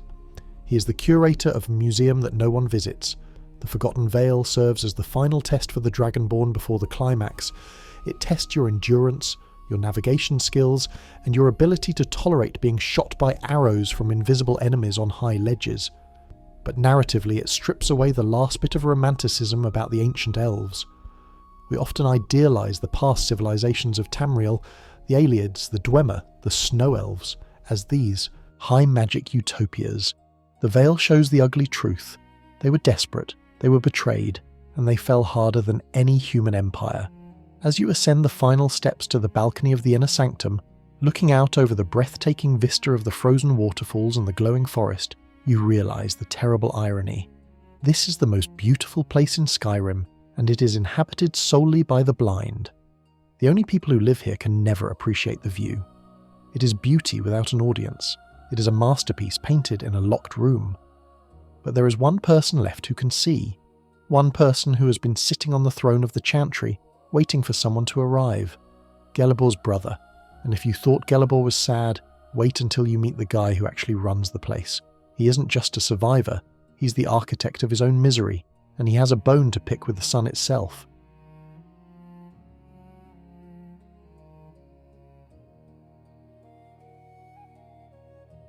We have trudged through the Soul Cairn, we have navigated the labyrinth of the Forgotten Vale, and we have listened to the tragic history of a fallen race from the lips of Knight Paladin Gelebor.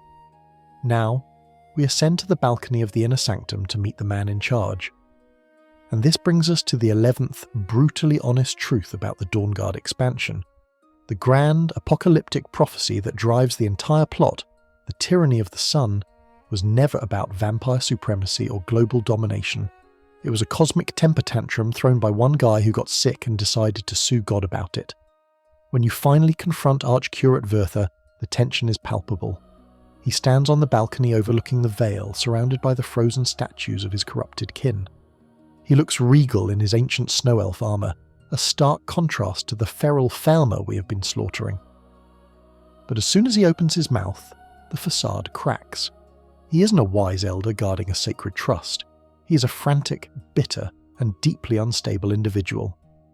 And as the conversation progresses, and Serana steps forward, the twist lands. Vyrthur is a vampire. This is the core in-game fact that recontextualizes everything. Vyrthur, the highest-ranking priest of Auriel, the guardian of the sun god's chantry, has been infected with sanguinar vampiris. In a moment of vulnerability, perhaps thousands of years ago, he was bitten by one of his own initiates. And this is where the tragedy turns into a farce. Vyrthur expected Auriel to save him. He expected divine intervention to purge the disease from his veins because of his years of loyal service, but Auriel, being a distant and somewhat abstract time dragon deity, did nothing. The infection took hold. Vyrthur turned. Most people, when they feel abandoned by their faith, might stop going to church or write a strongly worded letter. Vyrthur decided to unmake the world. He reasoned that since the sun represents Auriel's connection to Nirn, blotting out the sun would sever that connection and diminish Auriel's influence. He wants to blind the god who turned his back on him. The entire tyranny of the sun prophecy wasn't an ancient decree from the scrolls. It was a revenge fantasy written by Vyrthur himself. He created the prophecy. He spread the rumours. He set the bait. This reveals a staggering level of pettiness. We're talking about a timeline spanning thousands of years. Vyrthur sat in this frozen castle, watching his brother Gelebor guard the gate outside, who by the way had no idea Vyrthur was infected, and stewed in his own juices. He manipulated the betrayed, the Falmer, into becoming his servants, likely using his vampiric powers to dominate their weak minds. He turned the holy sanctum into his personal brooding chamber. He is the ultimate Karen of the Elder Scrolls universe, demanding to speak to the manager of creation and threatening to burn the store down when he doesn't get a refund. The obscure lore tidbit here concerns the mechanics of the prophecy itself. Vyrthur needed two things: Auriel's bow and the blood of a daughter of Coldharbour. He had the bow, or knew where it was, but he couldn't get the blood. Why? Because daughters of Coldharbour are rare. They are pure-blooded vampires created directly by Molag Bal. Vyrthur is an ancient vampire, yes, but he was turned by infection, not by the prince himself. He is, in the hierarchy of blood, impure. This adds a layer of self-loathing to his character. He created a lock that he himself could not open. He had to wait for someone like Serana, or Harkon, to find the prophecy and bring the key to him. This implies that Vyrthur has been playing the longest con in history. He wrote a fake prophecy that would appeal to the ego of a megalomaniac vampire lord, Harkon, knowing that Harkon would scour the earth for a daughter of Coldharbour. Vyrthur basically outsourced his revenge plot because he didn't have the right genetic markers. He used the entire vampire community as pawns. Harkon thinks he is the chosen one destined to rule the night. In reality, Harkon is just the delivery boy bringing Vyrthur the ingredients for his revenge cocktail. The fan community loves to debate the snow elf versus vampire nature of Vyrthur. Is he truly a snow elf anymore? Physically, he retains the form. He doesn't look like the bat-faced monstrosities of the Volkihar clan. He looks like an Altmer dipped in bleach. This suggests that the original snow elf physiology interacts differently with the vampiric curse, or perhaps his potent magic has allowed him to master deformation. But mentally, he is pure vampire. He possesses the arrogance, the obsession with eternity, and the complete disregard for mortal life. He is a darker reflection of Gelebor. Gelebor endured the fall of his race with grace and sadness. Vyrthur endured it with rage. The confrontation on the balcony is one of the more cinematic fights in the game, though the mechanics can be frustrating. Vyrthur doesn't just fight you, he brings the house down. Literally. He uses his magic to collapse the ceiling of the shrine, sending debris raining down on you. He summons ancient frost atronachs. He animates the frozen Falmer statues. It is a chaotic brawl on a precarious ledge, but listen to his dialogue during the fight. He is screaming at the sky. Auriel, see what I have done! He isn't fighting you. He is performing for an audience that isn't watching. You're just an interruption to his monologue. The brutality of this truth lies in the realization that the war between the Dawnguard and the vampires is built on a lie. Isran is fighting to stop a prophecy that was fabricated by a lonely guy in a cave. Harkon is fighting to fulfill a prophecy that will actually just serve to annoy a god he doesn't believe in. The stakes, while high, the sun going out is bad for everyone, are rooted in a personal grievance. Millions could die, ecosystems could collapse and civilization could end, all because one priest couldn't handle getting sick. There is also the horrific irony regarding the Falmer. Vyrthur, a snow elf, uses the degenerated, blinded descendants of his own people as meat shields. He despises the betrayed, yet he relies on them. He has become exactly like the Dwemer he likely hates. The Dwemer enslaved the Snow Elves and twisted them. Vyrthur enslaves the Falmer and twists them further. He perpetuates the cycle of abuse that destroyed his civilization. He's not a victim, he's a collaborator in his own people's degradation. When you finally defeat him, the catharsis is mixed. You have stopped the immediate threat. You have the bow, but you leave Gelibor behind. Gelibor, who now knows that his brother, the only other living link to his past, was a monster. Gelibor stays to guard the Chantry, but what is he guarding? An empty throne? A corrupted legacy? The victory feels hollow. You didn't save the Snow Elves, you just put the final nail in their coffin. Vyrthur's death also leaves us with the physical object of the prophecy, Auriel's bow. This weapon is a divine artifact, supposedly the bow used by Auriel to shoot the heart of Lorkhan across the continent. And Vyrthur wanted to use it to shoot the sun. It's a blasphemous misuse of a holy relic.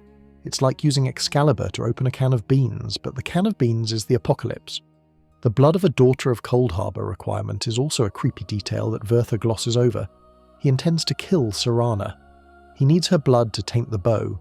He doesn't view her as a cousin in vampirism, he views her as a juice box. This mirrors Harkon's view of Serana. Both the big bad, Vyrthur, and the secondary big bad, Harkon, see Serana solely as a resource. It reinforces why she's so messed up. The only two father figures in her life, biological and spiritual, both want to drain her dry to settle a score.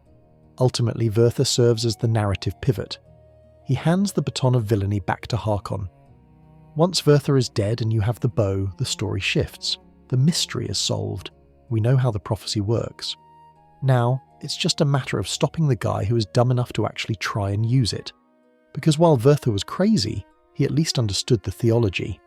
Harkon, on the other hand, is about to demonstrate a profound lack of critical thinking skills. So, we take the bow, we leave the frozen balcony, and we head back to Castle Volkihar or Fort Dawnguard to plan the attack. The stage is set for the final showdown. But as we prepare to confront Lord Harkon, we have to ask ourselves, has this man thought this through? Like, really thought it through? Because if you look at his plan for more than 5 seconds, it falls apart faster than a skeleton in a wind tunnel. We have dealt with the paranoiac in the canyon, the blind priest, the dragon in the soul trap, and the snowy elf with the god complex. Now, we return to the source of all our troubles, Lord Harkon.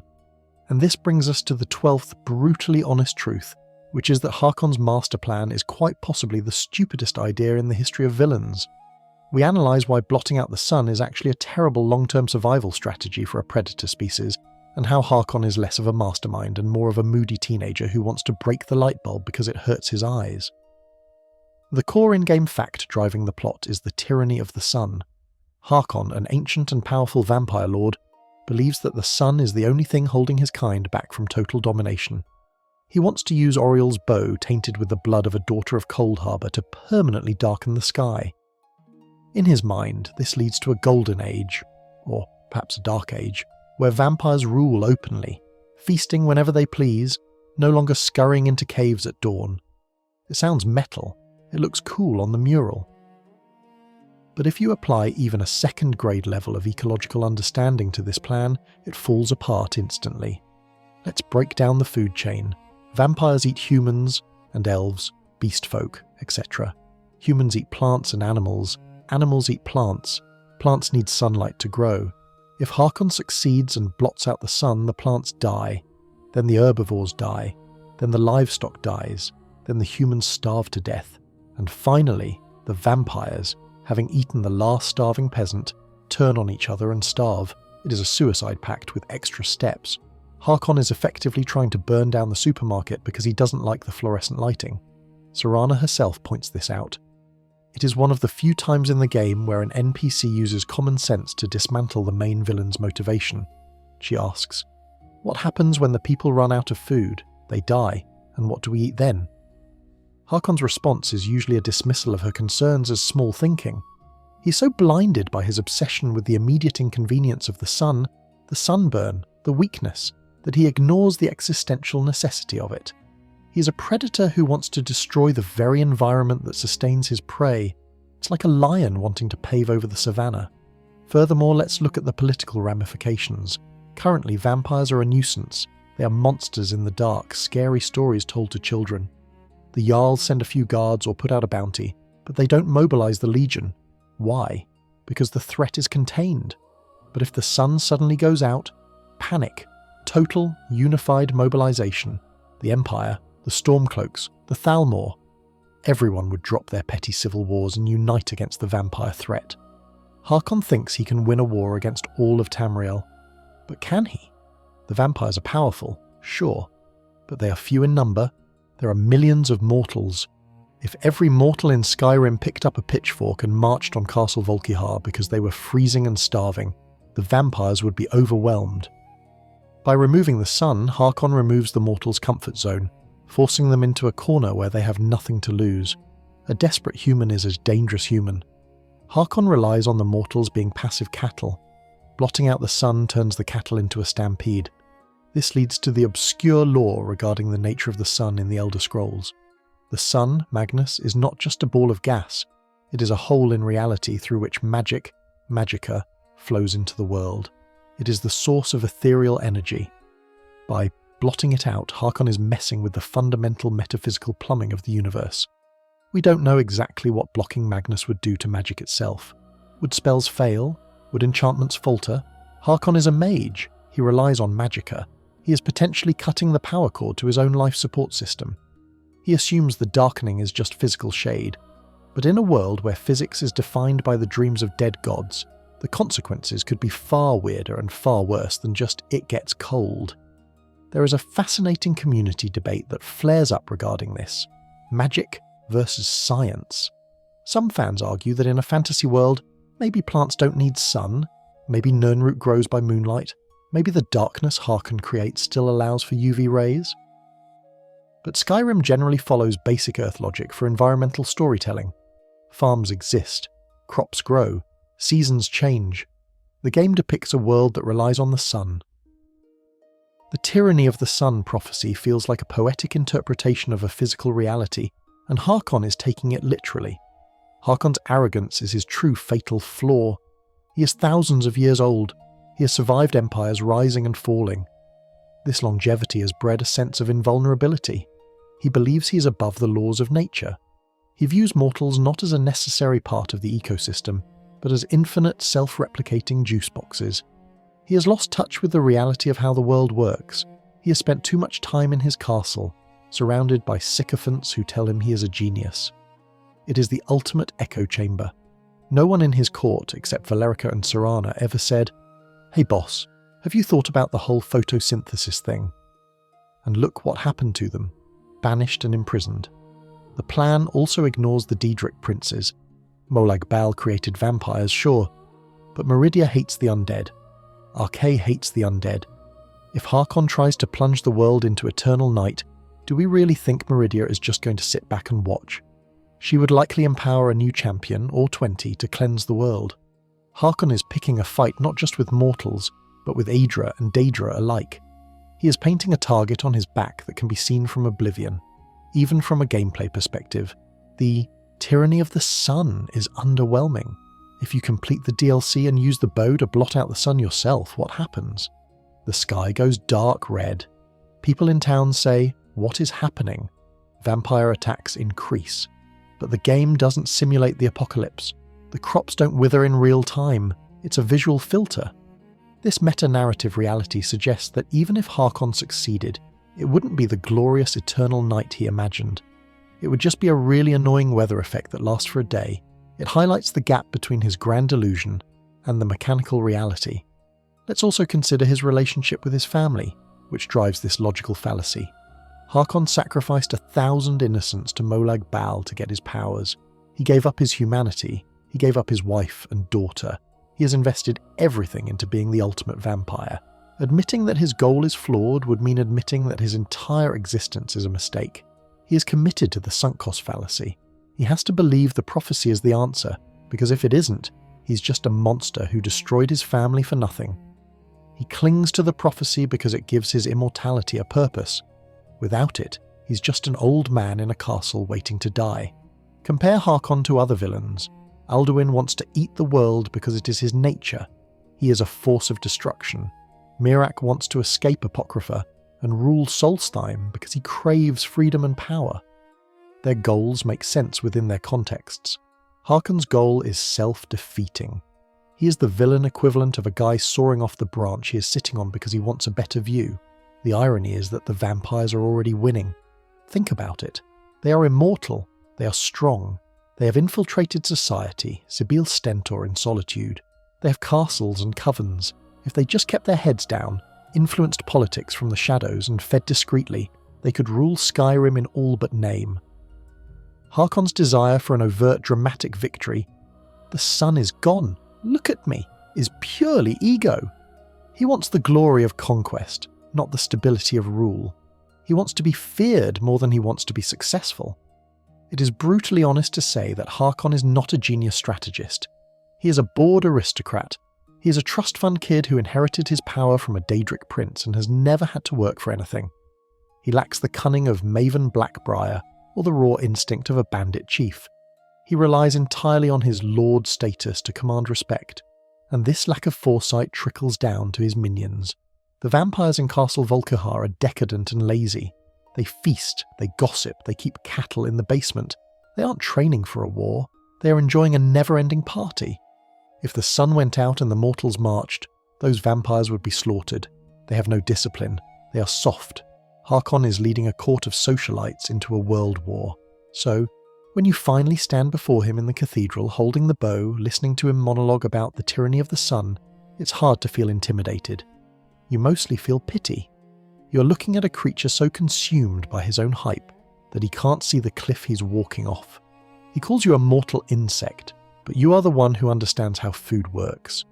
But before we put an end to his bad ideas, we have to acknowledge the unsung heroes of this war. The ones who don't care about prophecies, suns, or ecosystem collapse. The ones who just want to bite something. I'm talking, of course, about the animals, because while the vampires have gargoyles, the Dawnguard has something far better: armoured trolls and very good boys. While Harkon is busy plotting to starve his own food supply, and Isran is busy shouting at clouds in the courtyard, there is a quiet, slobbering contingent of the Dawnguard that is actually getting the job done. The 13th brutally honest truth about this organisation is that the animals, specifically the armoured trolls and the Huskies, are arguably more competent, more loyal, and significantly more effective than the humanoid members of the Order. If you want a partner who won't complain about the cold, won't hold a grudge about a prophecy, and won't accidentally shoot you in the back with a crossbow, you're better off bypassing the barracks and heading straight for the animal pens. When you recruit Gunmar, the Bear Whisperer, he sets up shop in the back of the cave system that serves as the fort's basement. He brings with him the knowledge of taming wild beasts, and thank the divines he does, because the beast division of the Dawnguard is the only part of the army that feels truly fearsome. Let's start with the stars of the show, Bran and Seolang. These are the two Huskies you can recruit as followers. Before Dawnguard, dogs in Skyrim were rough. They looked like scruffy Irish wolfhounds that had been dragged through a hedge backwards. They barked incessantly. They blocked doorways. They were loved, yes, but mostly for their novelty. Dawnguard introduced the Husky model, and suddenly everyone forgot about Miko. Bran and Seolang are sleek, armoured, and possess those piercing blue eyes that say, "I will rip the throat out of a vampire for a strip of dried venison." The core in-game fact that makes them superior is their aggression level. Standard followers often hesitate. They get stuck on geometry. They equip the wrong weapon, Bran and Seolang. They are heat-seeking missiles made of fur and muscle. When a vampire teleports, the dogs are already turning to intercept. They have a stagger effect on their bite that can interrupt enemy spellcasting. While Agmaer is fumbling with his crossbow reload animation, Bran has already clamped his jaws onto a master vampire's leg, effectively grounding the threat. They don't need ammo, they don't need potions, they just need a good boy pet on the head every now and then. But the real heavy hitters are the armoured trolls. For 500 gold, you can hire a troll to fight by your side. Let's pause and appreciate the absurdity and brilliance of this. Trolls in Skyrim are terrifying early game enemies. They regenerate health faster than you can damage them. They hit like freight trains, and they are generally unpleasant. Isran looked at these three-eyed nightmares and thought, you know what that monster needs? Steel plate armour. The armoured troll is a testament to the Dawnguard's by any means necessary philosophy. It is a biological tank. In combat, they are absolute units. They draw aggro like nothing else. Vampires, for all their magic and arrogance, tend to panic when a 7-foot-tall wall of angry muscle charges them. The troll absorbs the ice spikes, absorbs the life drain, and keeps swinging. Its health regeneration means that after the fight, while your human followers are kneeling on the ground, gasping for air and asking for a healing spell, the troll is already back to full health, grunting at a wall. There is a bit of obscure lore hidden in Gunmar's dialogue regarding the taming process. He mentions that it's not about magic, it's about dominance and respect. This implies that Gunmar is physically wrestling these trolls into submission, or training them like dogs.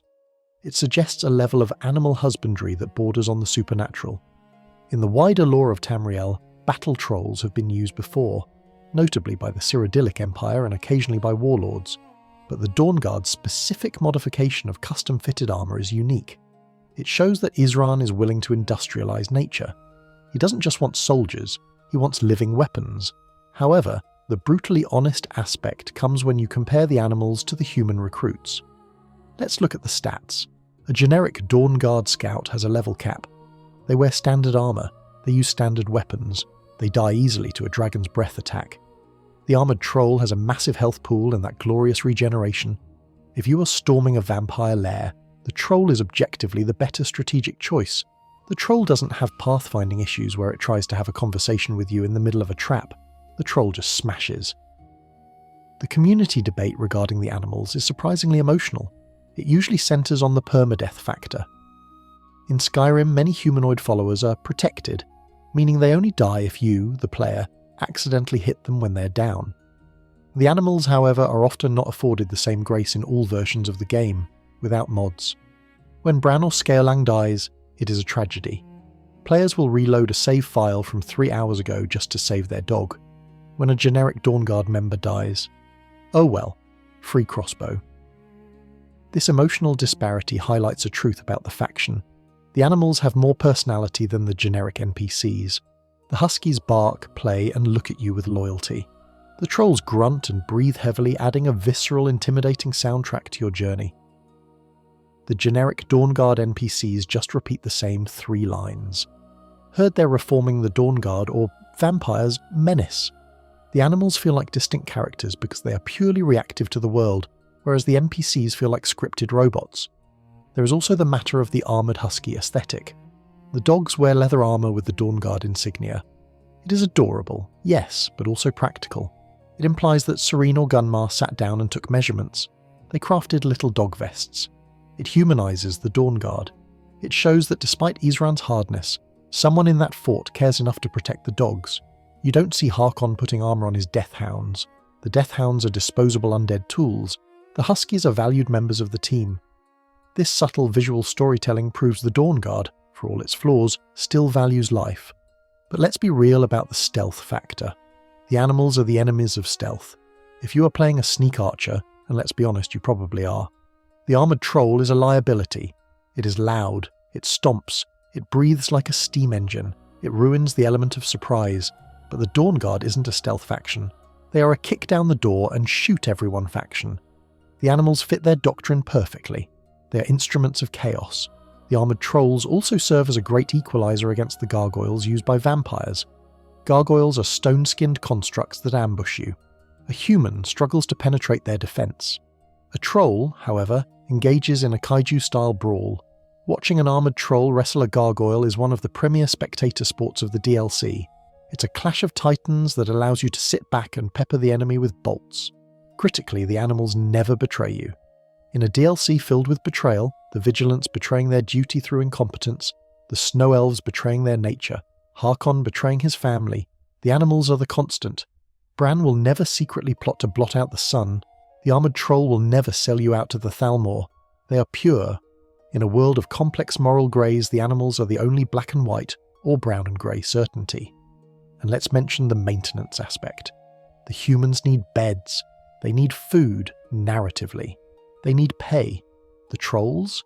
They seemingly eat the enemies. They sleep standing up or in a cave. They are low-maintenance, high-yield assets. From a logistical standpoint, Isran should have fired half the human staff and just hired more trolls. A fortress guarded entirely by armoured trolls would be impregnable. No vampire is sneaking past a wall of regenerative muscle. Ultimately, when you look at your squad, Serana complaining about the sun, Isran complaining about loyalty, and Agmaya tripping over a rock, and then you look at Seolang, who is just happy to be involved, you realise who the real MVP is. The animals carry the spirit of the Dawnguard, wild, fierce and unyielding. They are the untamed fury of Skyrim harnessed for a good cause.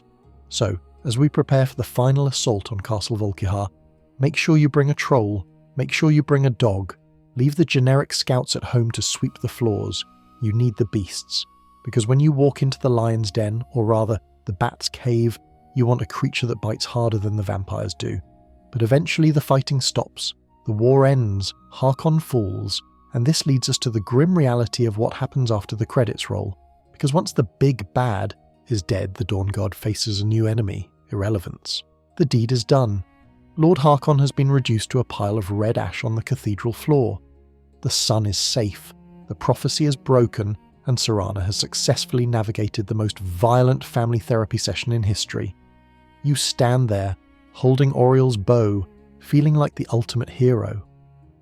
But as the adrenaline fades and you fast travel back to the canyon, a sinking feeling sets in. The 14th, brutally honest truth about the Dawnguard is that the ending is profoundly anticlimactic. Once the big bad is dead, this legendary order of holy warriors instantly transforms into a glorified pest control service with absolutely no direction. In most epic stories, the victory is followed by a new age. The heroes become kings, the land heals, and statues are built. In Skyrim, you walk back into Fort Dawnguard and nothing has changed. Isran is still standing on the balcony. He gives you a nod. He acknowledges that Harkon is dead, but his dialogue essentially amounts to, "Good job, now get back to work." There is no ceremony, there is no feast, there is no Order of the Dragon medal pinned to your chest. The urgency that drove the entire expansion evaporates, leaving a vacuum that the game fills with infinite repetitive labour. The core in-game fact that defines this aftermath is the Radiant Quest system. Now that the main threat is gone, your life as a Dawnguard member consists of Gunmar sending you to kill a master vampire in a random cave, or Florentius sending you to rescue a kidnapped citizen from a bandit camp. You become a supernatural janitor. You are mopping up spills. The grand crusade against the darkness devolves into a series of errands. Dragonborn, go to Mouldering Cave and kill the vampire. Dragonborn, go to Pinemoon Cave and kill the vampire. It turns the exciting life of a vampire hunter into a 9-to-5 job that pays in levelled gold and boredom. There is a crushing sense of isolation to the victory. The wider world of Skyrim simply doesn't care. You just saved the sun. You prevented a literal apocalypse. Yet, if you walk into Whiterun or Solitude, the guards don't salute you. The Jarls don't offer you a title, other than the ones you already have. The civil war rages on, completely acknowledging that a vampire lord almost turned the planet into a freezer. The Dawnguard remains a niche club in a hidden canyon. You are the saviours of the world, and you're still treated like weirdos who hang out in a fort that smells like wet dog. This leads to the obscure lore reality of the faction's status. In the grand scheme of Tamrielic history, organisations like the Dawnguard often fade into obscurity precisely because they succeed. The original Dragon Guard became the Blades. The Vigilants were wiped out. The Dawnguard, by defeating their primary enemy, renders themselves obsolete. Isran built an army to fight a war. Now that the war is over, he has a standing army with no war to fight. Historically, this is when mercenaries turn into bandits or political problems. But the game freezes them in stasis. They just wait. They sharpen swords that will never taste the blood of a vampire lord again. The community debate regarding this post-Harkon state is fierce. Fans have long lamented the missed potential of the Dawnguard. Why couldn't we turn the Dawnguard against the Thalmor? Why couldn't we use the armoured trolls to help the Empire or the Stormcloaks? Why couldn't we expand the Order, setting up chapters in other holds? The modding community has had to step in to flesh this out because the base game treats the Dawnguard as a single-issue party. Once the issue is resolved, the party is over. Even the fortress itself stops evolving. You reach a point of peak renovation. The cobwebs are gone, the forge is hot, the crossbows are crafted, and then it just sits there. It becomes a museum of your achievements. The Paragon gems sit on a shelf. The Elder Scrolls, if you kept them, sit in a display case or weigh down your inventory until you sell them to the librarian in the college. The place feels static. It lacks the liveliness of a guild that is growing. It feels like a guild that has peaked and is now just riding out its retirement. And what of Isran, the man defined by his paranoia? He doesn't grow. He doesn't say, maybe I was too hard on people. He doesn't reconcile with the Vigilants or what's left of them. He remains the same grumpy hardliner. Without a nemesis, Isran is just an angry man yelling at subordinates. His character arc flatlines. He needed Harkon to validate his existence. Without Harkon, Isran is just a doomsday prepper whose doomsday came and went, and he's still sitting in his bunker eating canned beans. The brutally honest take is that the Dawnguard experience is a dopamine crash. The build-up is fantastic. Recruiting the team, finding the tech, exploring the Vale. But the payoff is weak. You get Oriel's bow, sure. But what do you shoot with it? Random bandits? Dragons? It feels like overkill. You have a nuclear weapon and you're using it to hunt deer. The power scaling of the rewards outpaces the challenges left in the world. Furthermore, the Radiant quests often send you to locations you have already cleared. You find yourself backtracking to the same dungeons you looted at level 15. Oh, a vampire moved into Embershard Mine? Again? It breaks the immersion. It reminds you that you're playing a video game loop, not living a story. The endless war Isran speaks of is actually just a respawn timer. Even Serana, the heart of the story, can become a source of anticlimax. Depending on your choices, she can cure herself of vampirism. If she does, she becomes a mortal mage hanging out in the fort. Her eyes change colour, she loses her unique powers, and she just becomes normal. It's a happy ending for her, perhaps, but it strips away the exotic danger that made the duo dynamic so compelling. You and Serana, the Dragonborn and the Vampire Princess, saved the world. Now, you're just two adventurers hanging out in a canyon. The magic fades. The loot also becomes meaningless. You have the best crossbow. You have the best armor. The vampires you hunt drop vampire dust and maybe a ruby. The economic incentive to continue the crusade is non-existent. You are doing it for roleplay reasons only. And let's be honest, how many times can you kill a travelling pilgrim who turns out to be a vampire before it gets old? The hidden vampire threat mechanic, which seemed so ominous at the start, becomes a nuisance. Ultimately, the Dawnguard ending reinforces a sad truth about Skyrim. Nothing really changes. You can kill the World Eater, the first Dragonborn, and the Lord of the Folkihar, but the guards will still complain about their cousins fighting dragons, and Nazim will still ask if you get to the Cloud District. The Dawnguard saves the world, and the world shrugs. You are left in your stone fort surrounded by dogs and trolls, waiting for a threat that will never rise again. It makes you wonder, did we pick the right side? Because while the Dawnguard offers a moral victory and some cool crossbows, the other side, the side we destroyed, offered something the hunters never could. True, unadulterated power. And that brings us to our final truth. The one that makes every vampire hunter secretly question their life choices. We have reached the end of our chronicle, and with it comes the final, perhaps most uncomfortable realization for any loyal member of the Dawnguard. We have spent hours scrubbing floors for Isran, babysitting trolls, and squinting in the darkness of the Soul Cairn. We have championed the cause of humanity. But the 15th and final brutally honest truth is this. The bad guys were cooler. In terms of gameplay mechanics, power fantasy, and pure aesthetic style, the vampire lords of Clan Volkihar offer a superiority that the grubby, moralistic hunters simply cannot match. The irony of the Dawnguard expansion is that its greatest feature is the very thing you are sworn to destroy. Let's look at the transformation disparity. If you stick with the Dawnguard, your ultimate form is, well, you don't have one. Unless you are already a werewolf from the companions, which smells like wet dog and has 0 ranged attacks, you remain a dude with a crossbow. You're grounded, you are mortal, you rely on stamina potions. Now look at the Vampire Lord. You transform into a hovering clawed nightmare. You glide over water, you can turn into a cloud of mist to dodge attacks. You can summon gargoyles from thin air.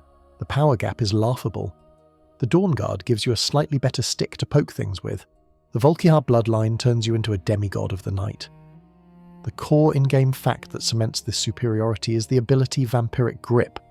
This telekinetic chokehold is arguably the most fun ability in the entire game. You can lift a bandit off the ground, dangle him over a cliff while he flails helplessly, and then launch him into the horizon like a ragdoll. It is a Sith Lord power fantasy dropped into a Viking RPG. The Dawnguard has nothing that compares to the visceral joy of tossing enemies around like toys. While Isran is lecturing you about discipline, the Vampire Lord is literally defying gravity. Then there is the loot. We discussed the primitive crossbows, but let's talk about the jewellery. If you side with the vampires, or do the quest before curing yourself, you gain access to the Ring of the Erudite and the Ring of the Beast. The Ring of the Erudite is, statistically, one of the best items for mages in the entire game. It provides a unique base magicka regeneration buff that multipliers apply to. It is a treasure. The Dawnguard gives you the Rune Axe, a hammer that places a trap. These are gimmicks. The vampire artifacts are game changers. By choosing the moral high ground, you're actively nerfing your character's potential. Let's talk real estate. We bashed Fort Dawnguard for being a damp cave, and rightly so. Now compare it to Castle Volkihar. Yes, the castle is grim and filled with bones, but look at the architecture. It is a Gothic cathedral on a private island. It has a massive dining hall, an alchemy laboratory that puts the College of Winterhold to shame, and a harbour. It feels ancient and regal. It has an aesthetic. The Dawnguard lives in a ruin. The vampires live in a palace. Even the cattle thralls in the basement, horrifying as they are, represent a level of resource management that Isran lacks. The vampires are living in luxury while the hunters are sleeping on cots. The obscure lore supports this hierarchy. The Volkihar are not just random cave vampires. They are one of the oldest and most powerful bloodlines in Tamriel. They have a culture, they have a court, they have politics. When you walk through the castle, you hear them gossiping, backstabbing, and manoeuvring for status. It feels like a dark mirror of the royal courts of High Rock. The Dawnguard feels like a militia.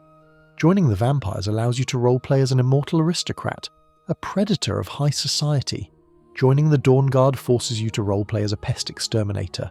And let's be honest about the sun mechanic. While Harkon's plan to blot out the sun is stupid for survival, the gameplay mechanic of negating the sun's debuffs is fantastic. As a vampire lord, you master the night. You gain night power spells. You feel at home in the dark. The Dawnguard is constantly fighting against the environment. They are afraid of the dark. The vampire lord owns it. This shift in perspective, from prey to predator, is the most compelling part of the DLC. The community debate often centres on werewolf vs vampire lord. While werewolves have raw speed and knockdown power, the vampire lord has versatility. You can switch between melee and magic on the fly. You can drop out of the form at will, unlike the werewolf which forces you to wait or pray. The vampire lord is a refined tool, the werewolf is a blunt instrument, and since the Dawnguard doesn't offer a unique transformation of its own, like say a Champion of Meridia form, the vampire lord wins by default. There is also the cool factor of the finishers. When a vampire lord kills an enemy with a power bite, it triggers a unique animation where you tear the life force out of them. It's brutal, it's cinematic, it makes you feel powerful. The crossbow kill cam is satisfying, sure, but it's just a projectile. The vampire lord combat is intimate and terrifying. It fulfills the monster fantasy perfectly. Even the stealth gameplay is better. Vampires get a massive boost to sneak.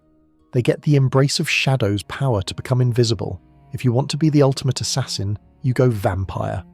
The Dawnguard's heavy armour and loud crossbows are the antithesis of subtle. By joining the hunters, you are locking yourself out of the best stealth tools in the expansion. The brutally honest truth is that the marketing knew this. Look at the cover art for Dawnguard. Who is on it? The Dragonborn? Isran? No, it's the Vampire Lord. The glowing yellow eyes, the bat-like wings. Bethesda knew that the selling point wasn't join the guys with the wooden sticks. The selling point was become the creature from your nightmares. The Dawnguard faction is almost a tutorial, a control group to contrast against the wild fun of the vampire mechanics. And let's consider the immortality aspect. From a role-playing perspective, if you defeat Harkon as a vampire lord, you take his place. You become the master of the castle. You have eternity ahead of you to refine your power, to perhaps rule Skyrim from the shadows more intelligently than he did. You have a legacy. If you win as the Dawnguard, You retire to a fort and eventually die of old age, assuming you aren't an elf or Argonian with a long lifespan. The vampire ending offers an open-ended future of power. The hunter ending offers a quiet retirement.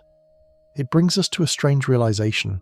Isran was right to be paranoid, not just because vampires are dangerous, but because vampirism is tempting. It offers everything a power-hungry adventurer wants: strength, magic, respect, a nice castle. The Dawnguard asks you to sacrifice all of that for the sake of good. And while that is noble in a video game where we play to escape reality and feel powerful, noble often translates to boring. So even as we stand in Fort Dawnguard, surrounded by our husky dogs and armoured trolls, celebrating our victory over the darkness, there is a small part of us, the part that loves to power game, the part that loves the aesthetic of the night, that looks back at the ruins of Castle Volkihar with a pang of regret. We saved the world, yes, but we gave up the chance to rule it. We chose the crossbow over the crown, and while the bards will sing of our bravery, they won't know that we secretly miss the feeling of hovering over the battlefield, gripping a giant by the throat and laughing into the void.